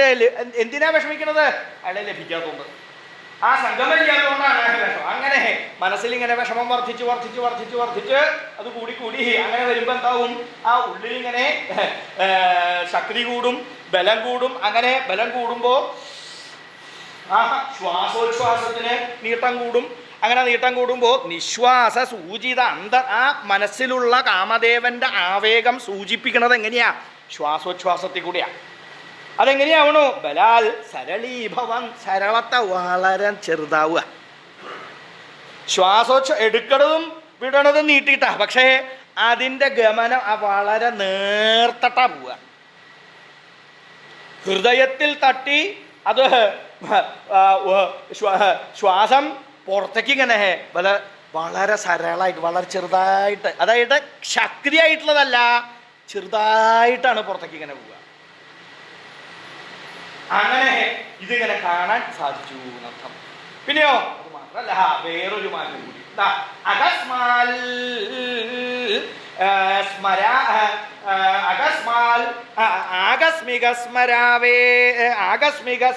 അപസ്മാരേണ ദാമ്യന്തീം ദമയന്തീം. സ്മരാപസ്മാരം കൊണ്ട് ദാമ്യന്തിയായിരിക്കുന്നു ദമയന്തി. സ്മരാപസ്മാരം, സ്മരനാകുന്ന അപസ്മാരം. അപസ്മാരം എന്ന് പറഞ്ഞാൽ ഒരു ഉപദ്രവ രോഗ, വലിയ വിഷമമുള്ളൊരു രോഗമാണ്. പലതരത്തിലുള്ള അപകടങ്ങൾ ഉണ്ടാവുക രോഗം വന്നു കഴിഞ്ഞാൽ. ബോധം ഉണ്ടാവുക, ശ്വാസം കിട്ടാൻ ബുദ്ധിമുട്ടാവുക, ഹൃദയത്തിൽ അല്ലേ മനസ്സ് ഹൃദയമൊക്കെ ഒന്നും ചലിക്കാണ്ടാവുക, പിന്നെ ഇളകിയ ശരീരം മുഴുവനെ പ്രകമ്പനം, ഇങ്ങനെ പലതരത്തിലുള്ള ദോഷങ്ങളുണ്ട് ഈ അപസ്മാരം വരുന്നത്. അപ്പൊ ആ അപസ്മാരം ഒരുത്തനെ എങ്ങനെയാണോ ബാധിക്കുക, അത് സ്മരനാകുന്ന അപസ്മാരം അദ്ദേഹം അതിങ്ങനെ ബാധിച്ചിട്ട് ഇതും കാണാൻ സാധിച്ചു എന്നർത്ഥം. ശരീരത്തിൽ ഇടയ്ക്കിൻ്റെ ശരീരം ഇളകുണ്ട്, ദീർഘനിശ്വാസം വിടുണ്ട്, അങ്ങനെ ഓരോന്ന് ഇങ്ങനെ കാണാൻ സാധിച്ചുല്ലോ. അങ്ങനെ ഇരിക്കുന്ന ദമയന്തിയോട് കാര്യം വിഷമായി എന്ന് മനസ്സിലായി. ഇപ്പം ഇത്രയും നളന്റെ ഗുണങ്ങൾ കേട്ട സമയത്തിങ്കൽ നളനോടുള്ള ആ ഒരു പ്രേമം വർദ്ധിച്ച്, അനുരാഗം വർദ്ധിച്ച് ദമയന്തിക്കും കാമപീഡ തുടങ്ങിയിട്ടുണ്ട് എന്ന് മനസ്സിലായല്ലോ. അപ്പോൾ എന്ത് വേണം? സമാധാനിപ്പിക്കണം. താൻ പറഞ്ഞിട്ടാണല്ലോ ഇപ്പം ഇത്രയായത്, സമാധാനിപ്പിക്കുക എന്ന് നിശ്ചയിച്ച് രാജഹംസോ യുദ്ധം ആലാപയാഞ്ചകാര. രാജഹംസം ഇപ്രകാരം ആലപിച്ചു വശായി. ആലാപനം ചെയ്യുക, പാട്ട് പാടി. ആലാപനം ചെയ്യാന്ന് പറഞ്ഞാൽ പാട്ട്. ഓഹോ, പാട്ട് പാടുന്നതിന് വേണ്ടിയിട്ടല്ലേ? വിഷമിക്കണവരുടെ മനസ്സ് നേരെയാക്കാനാണ് പാട്ട് പാടുന്നത് അല്ലേ? വിഷമിക്കണവരുടെ അടുത്ത് പോയിരുന്ന് പാട്ട് പാടി എന്തെങ്കിലും ഗുണമുണ്ടോ? നല്ല കരഞ്ഞോണ്ടിരിക്കാരുടെ അടുത്ത് പോയിട്ട് പാട്ട് പാടിക്കൊണ്ടിരിക്കുക, എന്തെങ്കിലും ഗുണമുണ്ടോ? ചിലർക്ക് ഗുണമുണ്ടാവും അല്ലേ? ചിലർക്ക് അതുകൊണ്ടാവും ഗുണം ഉണ്ടാവുക. കേട്ടിട്ടില്ലേ? പാട്ട് കൊണ്ട് പലരുടെയും വിഷമം മാറിയിട്ടുണ്ട് എന്നൊക്കെ കേൾക്കാല്ലേ? ഹംസം പാട്ടുപാടി അങ്ങനെയാണോ? പാട്ടുപാടി എന്നല്ല, ആലാപയാഞ്ചകാര. പാട്ട് പാടുമ്പോ എന്താ? അതിന്റെ സ്വരമാധുര്യം, സംഗീതമാധുര്യം ഉണ്ടല്ലോ, ആ മാധുര്യം അതാണ് മനസ്സിലാക്കണം, ആ ഗുണമാണ്. അപ്പോ മധുരമായിട്ട് വാക്കുകൾ പറഞ്ഞു അതാണ്. ദമയന്തിക്ക് സമാധാനാവാൻ പാകത്തിന് ഭംഗിയായിട്ട് വാക്കുകൾ പറഞ്ഞു. എന്താ പറഞ്ഞത് എന്നാണെങ്കിൽ, അല്ലേ ദമയന്തി, വിഷമിക്കരുത്. ഞാൻ എന്തിനാണ് ഇങ്ങനെ ചെയ്തത് എന്നാണെങ്കിൽ, നിങ്ങൾ തമ്മിൽ സംയോഗം ഉണ്ടാവണം എന്ന് ആഗ്രഹിച്ചതാണ്. എന്താ അതിന്റെ കാരണം എന്നാണെങ്കിൽ, സംസാരംബുനിധൗ തദേദജനി സ്ത്രീ പുംസരത്നദ്വയം നാരീണാം ഭവതീർണാം പുനരസൗ സൗഭാഗ്യസീമാ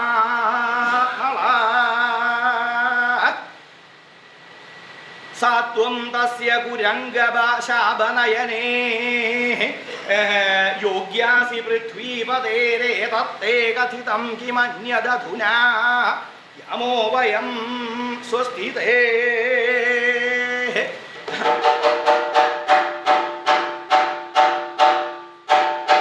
അല്ലേ ദമയന്തി സംസാരംബുനിധൗ സ്ത്രീപുംസരത്നദ്വയം അജനീ. സംസാരംബുനിധിങ്കൽ സ്ത്രീപുംസരത്നദ്വയം ജനിച്ചു വശായി, ഉണ്ടായി, ആവിർഭവിച്ചു. കാണാറായി. രത്നം എവിടെ ഉണ്ടാവുക? അമ്പുനിധൗ, ജലത്തിലാണ് രത്നം, അല്ലെ സമുദ്രത്തിലാണ് രത്നം. ഇതിൻ്റെ ഉള്ളില് വെള്ളം കയറി അനവധി കാലം ആ വെള്ളം അവിടെ ഇരുന്ന് അത് രത്നങ്ങളായിട്ട് മാറുന്നതാണ്, അല്ലേ? അങ്ങനെയാണ് രത്നം ഉണ്ടാവുക. ഇവിടെയോ സംസാരംബുനിധൗ, സംസാരമാകുന്ന അമ്പുനിധി. ഈ ലോകം ഒരു അമ്പുനിധിയാണ്, ഒരു സമുദ്രം തന്നെയാണ്. അതിൻ്റെ ഉള്ളിൽ കിടന്ന് മുങ്ങയും പൊങ്ങുകയൊക്കെ ചെയ്യാണ് പലരും ചെയ്യണത്, അല്ലേ? അങ്ങനെയാണ് പറയാ. സംസാരമാകുന്ന അമ്പുനിധി, സംസാരസാഗരം എന്നാ പറയാ. ഈ സംസാരസാഗരത്തിങ്കല് സ്ത്രീ പുംസരത്നദ്വയം അജനീ, സ്ത്രീയും പുരുഷനുമാകുന്ന രത്നങ്ങൾ ഉണ്ടായി, രണ്ടെണ്ണം. രണ്ട് രത്നം. ഈ ലോകത്തിങ്കല് രണ്ട് രത്നേ ഉള്ളൂ എന്നർത്ഥം. ആരാന്ന് അറിയണല്ലോ. രണ്ട് രത്നം ഉണ്ടായിട്ട് അതേതാ? ഹംസം. ഏതാണ് ആ രത്നങ്ങള് എന്നാണെങ്കിൽ, സ്ത്രീ പുംസരത്നദ്വയം, സ്ത്രീകളിൽ വെച്ച് ഒരു രത്നം, പുമാന്മാരിൽ വെച്ച് വേറൊരു രത്നം. സ്ത്രീ പുംസരത്നദ്വയം, രണ്ടേ രണ്ട് രത്നങ്ങളേ ഉള്ളൂ. അതെങ്ങനെയാ? നാരീണാം, നാരികളിൽ വെച്ച്, സ്ത്രീകളിൽ വെച്ച്. ആരാ ഹംസം? ആരാ രത്നായിട്ട്? ഭവതീ, അങ്ങ് തന്നെയാണ്, ഭവതിയാണ്. നാരികളിൽ വെച്ച് രത്നായിട്ടുള്ളത് അങ്ങ് തന്നെയാണ്. അപ്പോ പുരുഷന്മാരിൽ വെച്ചോ? നൃണാം, മനുഷ്യന്മാരില്, നരന്മാരിൽ, അതായത് പുരുഷന്മാരിൽ വെച്ച് ആരാ എന്നാണെങ്കിൽ, നാരീണാം ഭവതി നൃണാം പുനരസൗ, നളനാണ്. പുരുഷന്മാരിൽ വെച്ച് രത്നായിട്ടുള്ളത് നളൻ, സ്ത്രീകളിൽ വെച്ച് രത്നായിട്ടുള്ളത് അങ്ങ്. സ്ത്രീ പുംസരത്നദ്വയം, രണ്ട് രത്നങ്ങളേ ഉള്ളൂ എന്റെ കണ്ണിൽ. നിങ്ങൾ രണ്ടുപേരേ ഉള്ളൂ രത്നമായിട്ട്, വേറെ ആരും രത്നമായിട്ട് ആചരിക്കാൻ സാധിക്കില്ല. എന്നാ നളൻ അതിനുള്ള ഗുണങ്ങളൊക്കെ ഉണ്ടോ? സൗഭാഗ്യസീമാ നള, സൗഭാഗ്യസീമാവാണ്. സൗഭാഗ്യസീമാവാണ്. അത്രയും ആ സൗഭാഗ്യത്തിന്റെ സീമാവ് വരെ എത്തിയിട്ടുള്ള, ആ അതിർത്തി വരെ, ലക്ഷ്യം വരെ എത്തിയിട്ടുള്ള ആളാണ്. അത്രയും സൗഭാഗ്യമുള്ള, സുഭഗതയുള്ള ആളാണ്. സ്വഭാവം കൊണ്ടും അതേപോലെ സൗന്ദര്യം കൊണ്ടും കീർത്തി കൊണ്ടും ഇങ്ങനെ തുടങ്ങിയിട്ടുള്ള പുരുഷന്മാർക്ക് എന്തൊക്കെയാണോ ഗുണങ്ങൾ വേണ്ടത്, രാജ്യരക്ഷയിലുള്ള ശ്രദ്ധ, അതേപോലെ അശ്വഹൃദയാദികളായിട്ടുള്ള കഴിവുകൾ, പിന്നെ അശ്വിനി ദേവകളെ പോലെ സൗന്ദര്യം, അതേപോലെ ശ്രീരാമനെ പോലെ രാജ്യം രക്ഷിക്കാനുള്ള കഴിവ്, ഇങ്ങനെ തുടങ്ങിയിട്ട് പലതും. ഇനി അതില് എല്ലാം കേമാണ്. ഒരു ദോഷം പറയണമെങ്കിൽ ഒരു ദോഷം വേണമെങ്കിൽ പറയാം. കേൾക്കാൻ ഇഷ്ടമായി. ദോഷം എന്താണെന്ന് കേൾക്കാനായിട്ട് എന്താണെന്നാണെങ്കിൽ ദോഷാന്ന് പറയാൻ പറ്റില്ല, രാജാക്കന്മാർക്ക് വിധിച്ചിട്ടുള്ളതാണ്. എന്നാലും ചിലപ്പോൾ അതൊരു ദോഷമായി തീരും. എന്താ? ദ്യൂതക്രീഡയിലും കുറച്ച് ആസക്തി ഉണ്ട്. ദ്യൂതക്രീഡ, ചൂട് കഴിക്കാൻ കുറച്ച് കമ്പളമാണ്, രാജാക്കന്മാർക്ക് വിധിച്ചിട്ടുള്ളതാണ്. എന്നാലും ചിലപ്പോൾ അതുകൊണ്ട് ദോഷം ഉണ്ടാവാം. അങ്ങനെയാണ്. എല്ലാ ഗുണങ്ങളും ഉണ്ട്, അല്ലേ? ദോഷമില്ലാത്തവരുണ്ടാവില്ല. മനുഷ്യന്മാരായിട്ട് എന്തെങ്കിലും ഒരു ദോഷം ഉണ്ടാവും. അങ്ങനെ ഒരു ദോഷം ഉണ്ടോ കണക്കാക്കില്ല. ശേഷമുള്ളത് വെച്ച് നോക്കുമ്പോൾ അത് ഗുണം അത്രയും മോശമാണ് പറയാൻ പറ്റില്ല. അങ്ങനെയുള്ള ആളാണ്. ഇനി പറയാൻ ധാരാളമുണ്ട്. അങ്ങനെ ആ രണ്ടുപേരുണ്ടല്ലോ, ആ രണ്ടുപേര് മാത്രമാണ് ഈ സംസാരസാഗരത്തിങ്കൽ, അതായത് ഈ ഭൂമിയിൽ വെച്ച് ഏറ്റവും രത്നമായിട്ട് ഉത്തമന്മാരായിട്ട് കണക്കാക്കാൻ സ്ത്രീകളിലും പുരുഷന്മാരിലും വെച്ച് ഉത്തമന്മാരായിട്ട് അങ്ങും അതേപോലെ നളഞ്ഞു മാത്രമാണ്. അതുകൊണ്ട് ഞാൻ എന്താ ചെയ്യേണ്ടത് ഹംസം, ഞാൻ എന്താ ചെയ്യേണ്ടത് എന്നാണെങ്കിൽ സത്വം തസ്യ പൃഥ്വീപദേ യോഗ്യാസി, അപ്രകാരമെല്ലാം ഇരിക്കുന്ന അങ്ങ് ആ പൃഥ്വീപതിക്ക് യോഗ്യ തന്നെയാണ്. ആ രാജാവിനെ, നളമഹാരാജാവിനെ വിവാഹം ചെയ്യാനായിക്കൊണ്ട്, അതായത് അങ്ങക്ക് വിവാഹം ചെയ്യാൻ യോഗ്യനായിട്ടുള്ള ആള് നളമഹാരാജാവ് തന്നെയാണ്, സംശയമില്ല. യോഗ്യാസി ഏതൽ തേ കഥിതം, ഇത്രയും ഞാൻ പറഞ്ഞു കഴിഞ്ഞപ്പോഴേക്കും വന്നു അല്ലേ. ഇതുവരെ ഇവിടെ കണ്ടില്ല, കഴിഞ്ഞു എന്ന് പറഞ്ഞപ്പോൾ ചാടി കയറി വന്നു. എല്ലാം തീർക്കാൻ വേണ്ടി നിൽക്കണ ആളാ. അതുകൊണ്ട് നീ അങ്ങ് എന്താ ചെയ്യേണ്ടത് എന്നാണെങ്കിൽ സ്വസ്തി അസ്തു, അങ്ങക്ക് സ്വസ്തി ഉണ്ടാവട്ടെ, മംഗളം ഉണ്ടാവട്ടെ. രാമോ വയം, തിരിച്ചു പോവുക. അപ്പോ അങ്ങ് വിവാഹം ചെയ്യാൻ, അങ്ങക്ക് വിവാഹം ചെയ്യാൻ യോഗ്യനായിട്ടുള്ള ആളാണ് നളൻ. മാത്രല്ല നളനും അതെ, നളമഹാരാജാവ് പറഞ്ഞിട്ടാണ് അടിയൻ ഇവിടെ വന്നത് അങ്ങേ കാണാനായിട്ട്. അങ്ങേ കണ്ട് നളന്റെ മാനസികാവസ്ഥ അങ്ങയോട് അറിയിക്കണം, അങ്ങയുടെ മാനസികാവസ്ഥ തിരിച്ച് നളനെ അറിയിക്കണം. ആ ദൂതിന് വേണ്ടിയിട്ട് ഞാൻ, ഹംസദൂത്, അതിന് വേണ്ടിയിട്ടാണ് ഞാൻ ഇവിടെ വരികയുണ്ടായത്. അപ്പോൾ അങ്ങയുടെ മനസ്ഥിതി ഒന്ന് അറിഞ്ഞ് അത് അദ്ദേഹത്തെ അറിയിക്കണം എന്നുണ്ട് എന്ന് പറഞ്ഞപ്പോൾ ദമയന്തി അതേ അല്ലേ ഹംസം, സ്ത്രീകൾക്ക് എല്ലാ കാര്യങ്ങളും തുറന്നു പറയാൻ പാടില്ല എന്നാണ്. എന്നാലും നളമഹാരാജാവിനോടുള്ള എൻ്റെ ആഗ്രഹം അത് ആർക്കും തടുക്കാൻ പറ്റാത്തതാണ്. അത്രയും ആഗ്രഹമുണ്ട് മനസ്സിൽ. അത് ഏത് പ്രകാരമാണ് എന്നാണെങ്കിൽ വലിയൊരു പുഴ, ഈ പുഴ അങ്ങനെ ഒഴുകി വരികയാണ്. അത് ഒഴുകി വരുന്ന സമയത്ത് അതിനെ ഒന്ന് തടയാൻ വിചാരിച്ചൊരു അണ കെട്ടുക. അങ്ങനെ ഒരു അണ കെട്ടി, എന്തുകൊണ്ടാണ് കെട്ടണത്? ചെറിയൊരു കുന്നോണ്ട് അണ കെട്ടി നിൽക്കുക. ആ വെള്ളത്തിനെ തടഞ്ഞു നിർത്താൻ പറ്റുമോ? കുന്നോണ്ട് തടഞ്ഞു നിർത്താൻ പറ്റുമോ? ഇല്ല. അതേപോലെയാണ് നളനോട് എൻ്റെ മനസ്സിലുള്ള ആഗ്രഹം. ഇതിന് തുല്യാണ്, ആർക്കും അതിനെ തടയാൻ പറ്റില്ല എന്ന് തന്നെ അദ്ദേഹത്തോട് പറഞ്ഞോളൂ. അദ്ദേഹത്തെ ഭർത്താവായിട്ട് സ്വീകരിക്കാൻ അടിയന് താല്പര്യം തന്നെയാണ്, ആഗ്രഹമുണ്ട്, ഉറപ്പുണ്ട്, നിശ്ചയമുണ്ട്. അതെ, ഇതൊക്കെ പറയും, എനിക്കറിയാം, ഇങ്ങനെയാണ് ഇങ്ങനെയാണെന്നൊക്കെ പറയും. ഞാനിത് അവിടെ ചെന്ന നളനോട് പറയും. നളനോട് പറഞ്ഞ് നളമഹാരാജാവും വിശ്വസിക്കും. അദ്ദേഹം വിവാഹത്തിന് പുറപ്പെട്ട് ഇവിടെ വരുമ്പോഴാവും അറിയാം. എന്താ ഇതപ്പോ വന്നേക്കണേ വിവാഹത്തിന്? ആരുടെ വിവാഹത്തിന്? ദമയന്തിയുടെ. ആർക്ക്? എനിക്ക്. ദമയന്തിക്ക് എന്നോട് പ്രേമാണ്, അനുരാഗണ്ട, വിവാഹം ചെയ്യണമെന്ന് മോഹി. ആഹാ, അങ്ങനെയാണോ? ദമയന്തിയുടെ വിവാഹം കഴിഞ്ഞു, പിന്നെ രാജാവ് വിവാഹം ചെയ്തുകൊണ്ടുപോയി. ഇനി അത് മോഹിച്ചിങ്ങോട്ട് വരണ്ട, പൊക്കോളാ എന്ന് പറഞ്ഞ് ആ അച്ഛൻ്റെ നിർബന്ധം കൊണ്ട്, അല്ലേ ദമയന്തി അങ്ങ് വേറെ ഏതെങ്കിലും മഹാരാജാവിനെ വിവാഹം ചെയ്താൽ അത് നളമഹാരാജാവിന് വിഷമാവും. മാത്രമല്ല അദ്ദേഹത്തിന് എന്നോട് കോപവും. ഇങ്ങനെയൊക്കെ ആയതുകൊണ്ട് ചിലപ്പോൾ ചിലരൊക്കെ കോപം കിട്ടാൻ സാധ്യതയുണ്ട്. എനിക്ക് അങ്ങ് പറഞ്ഞിട്ട് പുറപ്പെട്ടോണ്ടാണ് കേട്ടോ. കോപം ഉണ്ടാവാം എന്ന് എന്നോട് നളമഹാരാജാവ് പറയും. അങ്ങനെ പറഞ്ഞാൽ പതിദേവതയാണ് എൻ്റെ, ഞാൻ പതിയെ ദേവനായിട്ട് എൻ്റെ രക്ഷിതാവ് എൻ്റെ ഭർത്താവാണ് എന്ന് ഓർപ്പിക്കുന്ന ആളാ. പതിദേവതയായിരിക്കുന്ന ഞാൻ വാക്കു മാറില്ല. എനിക്ക് ധൈര്യമായിട്ട് അവിടെ ചെന്ന് മടക്കി പറയാം, ഒട്ടും പ്രയാസമില്ല, പൊക്കോളൂ എന്ന് പറഞ്ഞു. പറഞ്ഞ സമയത്തിങ്കൽ ദമയന്തിയുടെ വാക്കിനെ സ്വീകരിച്ച് ഉറപ്പിച്ച് ഹംസം അവിടുന്ന് പുറപ്പെട്ടു. ദമയന്തിയെ സമാധാനിപ്പിച്ച് അവിടുന്ന് പുറപ്പെട്ടു. ഈ രാജ്യത്ത് വന്നു. ഇപ്പം ഹംസത്തിൻ്റെ വരവ് പ്രതീക്ഷിച്ചിരിക്കുക.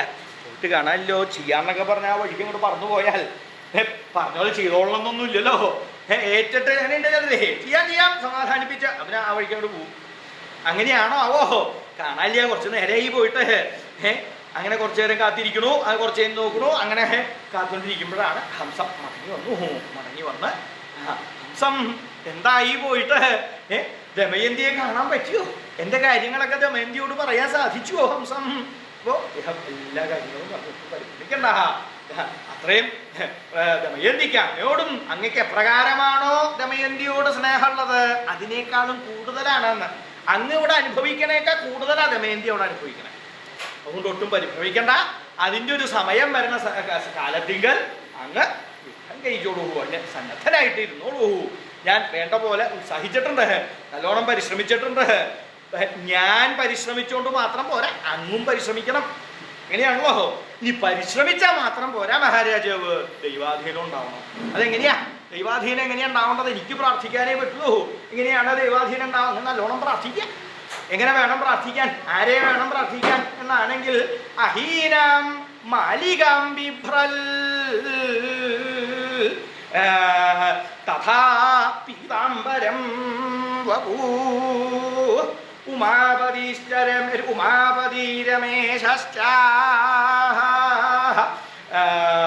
കരോതു തവ മംഗളം.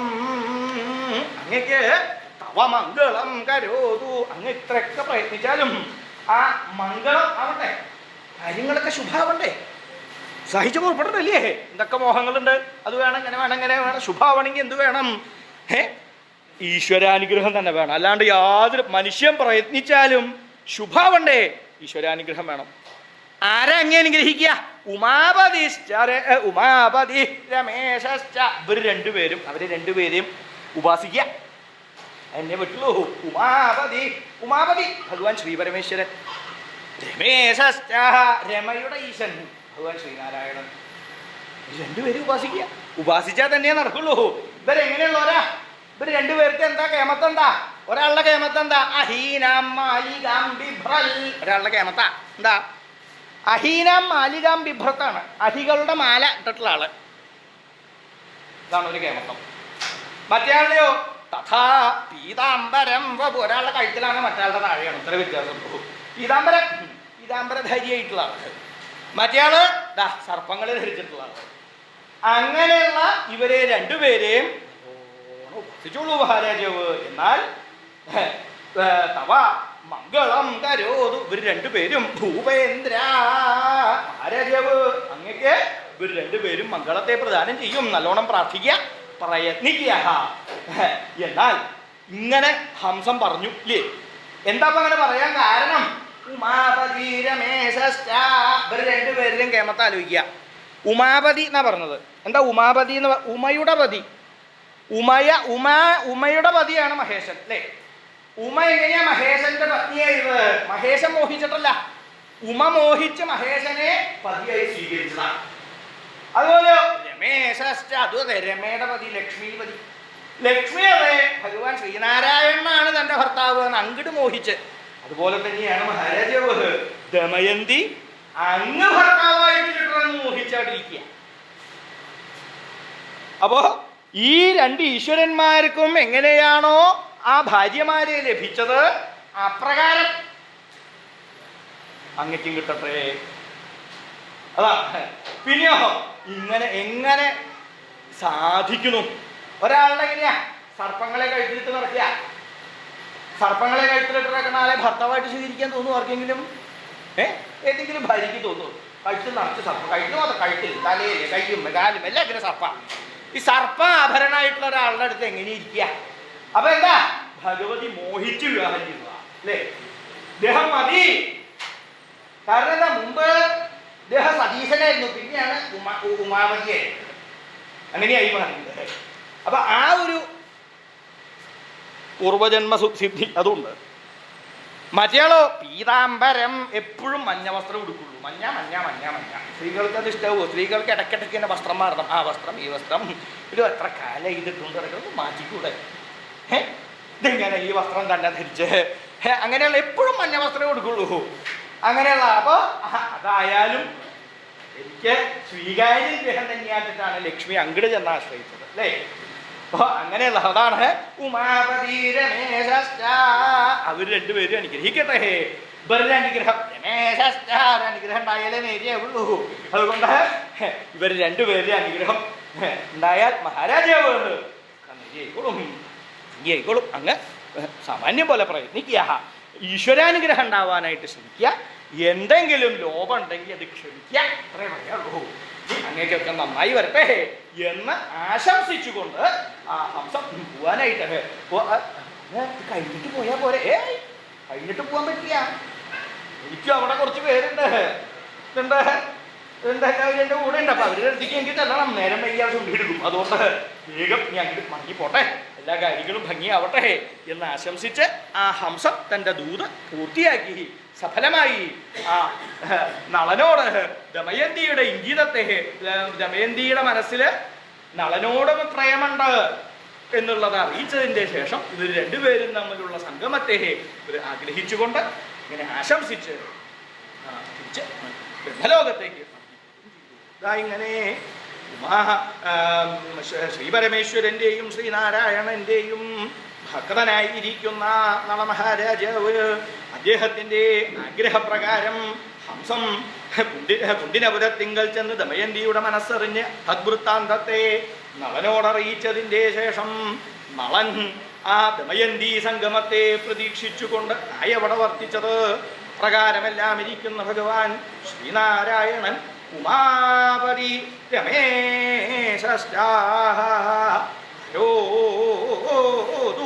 ചിരമംഗളം.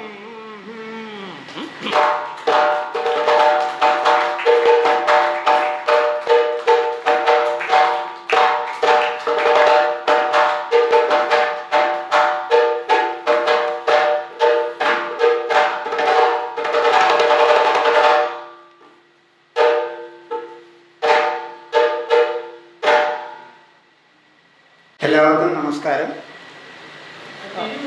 ഇന്നിവിടെ നമുക്കൊരു പുതിയ അനുഭവം ഉണ്ടായി. സാധാരണ ചാക്യാരകൂത്തിൽ നമ്മൾ പാഞ്ചാലി സ്വയംവരം, മറ്റേ അതേമാതിരി തന്നെ കിരാതം, ഇത് രണ്ടുമാണ് സാധാരണ ചാക്യാരകൂത്ത് എന്നും പറഞ്ഞിട്ട് നമ്മൾ കേൾക്കാറുള്ളത്.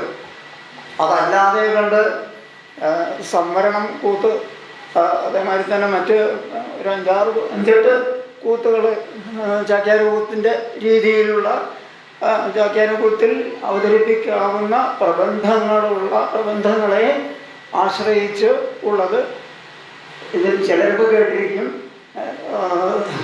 അഹങ്കാരം പറയില്ല, ഞാൻ ഒരു 5-8 കഥകൾ വേറെ കേട്ടിട്ടുണ്ട്. എന്നാൽ ഈ നൈഷധം ഇത്ര ഫലപ്രദമായ ഒരു പ്രബന്ധമോ ചമ്പുവോ ഇതിൻ്റെ പിന്നിലുണ്ട് എന്നുള്ളത് നൈഷധം ചമ്പു വായിച്ചപ്പോൾ മനസ്സിലായിട്ടില്ല. ഇത് അരങ്ങത്ത് അവതരിപ്പിക്കാൻ ഇത്ര ഗംഭീരമാണെന്നുള്ളത് മനസ്സിലായിട്ടില്ല. അപ്പോൾ ആ പ്രബന്ധമോ ചമ്പുവോ അതുപോലെ ഏത് രൂപത്തിലാണ് പറയാൻ ശരിയാ കുറെ കൊണ്ട് വായിച്ചതാണ്. അതിപ്പോൾ അതിൻ്റെ അവതരണം, അതിലാണ് ഈ പ്രബന്ധത്തിൻ്റെയും ചമ്പുവിൻ്റെയൊക്കെ ശക്തി നിലകൊള്ളുന്നത്. അത് ചാക്യാർക്ക് വളരെ അതിനെപ്പറ്റി വർണ്ണിച്ചാൽ അതിപ്പോൾ പ്രസംഗം അങ്ങനെ നീളും, ആളുകൾക്കൊക്കെ മുഷിയും. അതുകൊണ്ട് അതിനെപ്പറ്റി വർണ്ണിക്കില്ല. കൂടുതലായിട്ട് അവർണ്ണനീയം എന്നുള്ള ഒരു നിലയിൽ അദ്ദേഹത്തിൻ്റെ ആ അഭിനയ പാഠകം, ഈ ചാക്യാരകൂത്തിൽ എന്താ അഭിനയിക്കാനുള്ളതെന്ന് ചോദിക്കും. വാക്കുമുണ്ട് അഭിനയമുണ്ട്, രണ്ടും കൂടിയിട്ടുള്ള ആ ഒരു അവതരണ സമ്പ്രദായത്തിൽ ചാക്യാർ ഇവിടെ നമ്മളെ സന്തോഷിപ്പിച്ചു. അതിന് കഥകളി ക്ലബിൻ്റെ പേരിൽ കഥകളി ക്ലബിനോട് ഇതിനുള്ള അവസരം ഒരുക്കി തന്നതിന് എനിക്ക് അങ്ങോട്ട് നന്ദിയുണ്ട്. അതേമാതിരി കഥകളി ക്ലബിന് അദ്ദേഹത്തോടും നന്ദിയുണ്ട്. എല്ലാവരും വളരെ സന്തോഷത്തോടു കൂടി കുറച്ചു നേരം ഇരുന്നു എന്നുള്ളതിൽ എല്ലാവർക്കും സന്തോഷമുണ്ട്. സന്തോഷം.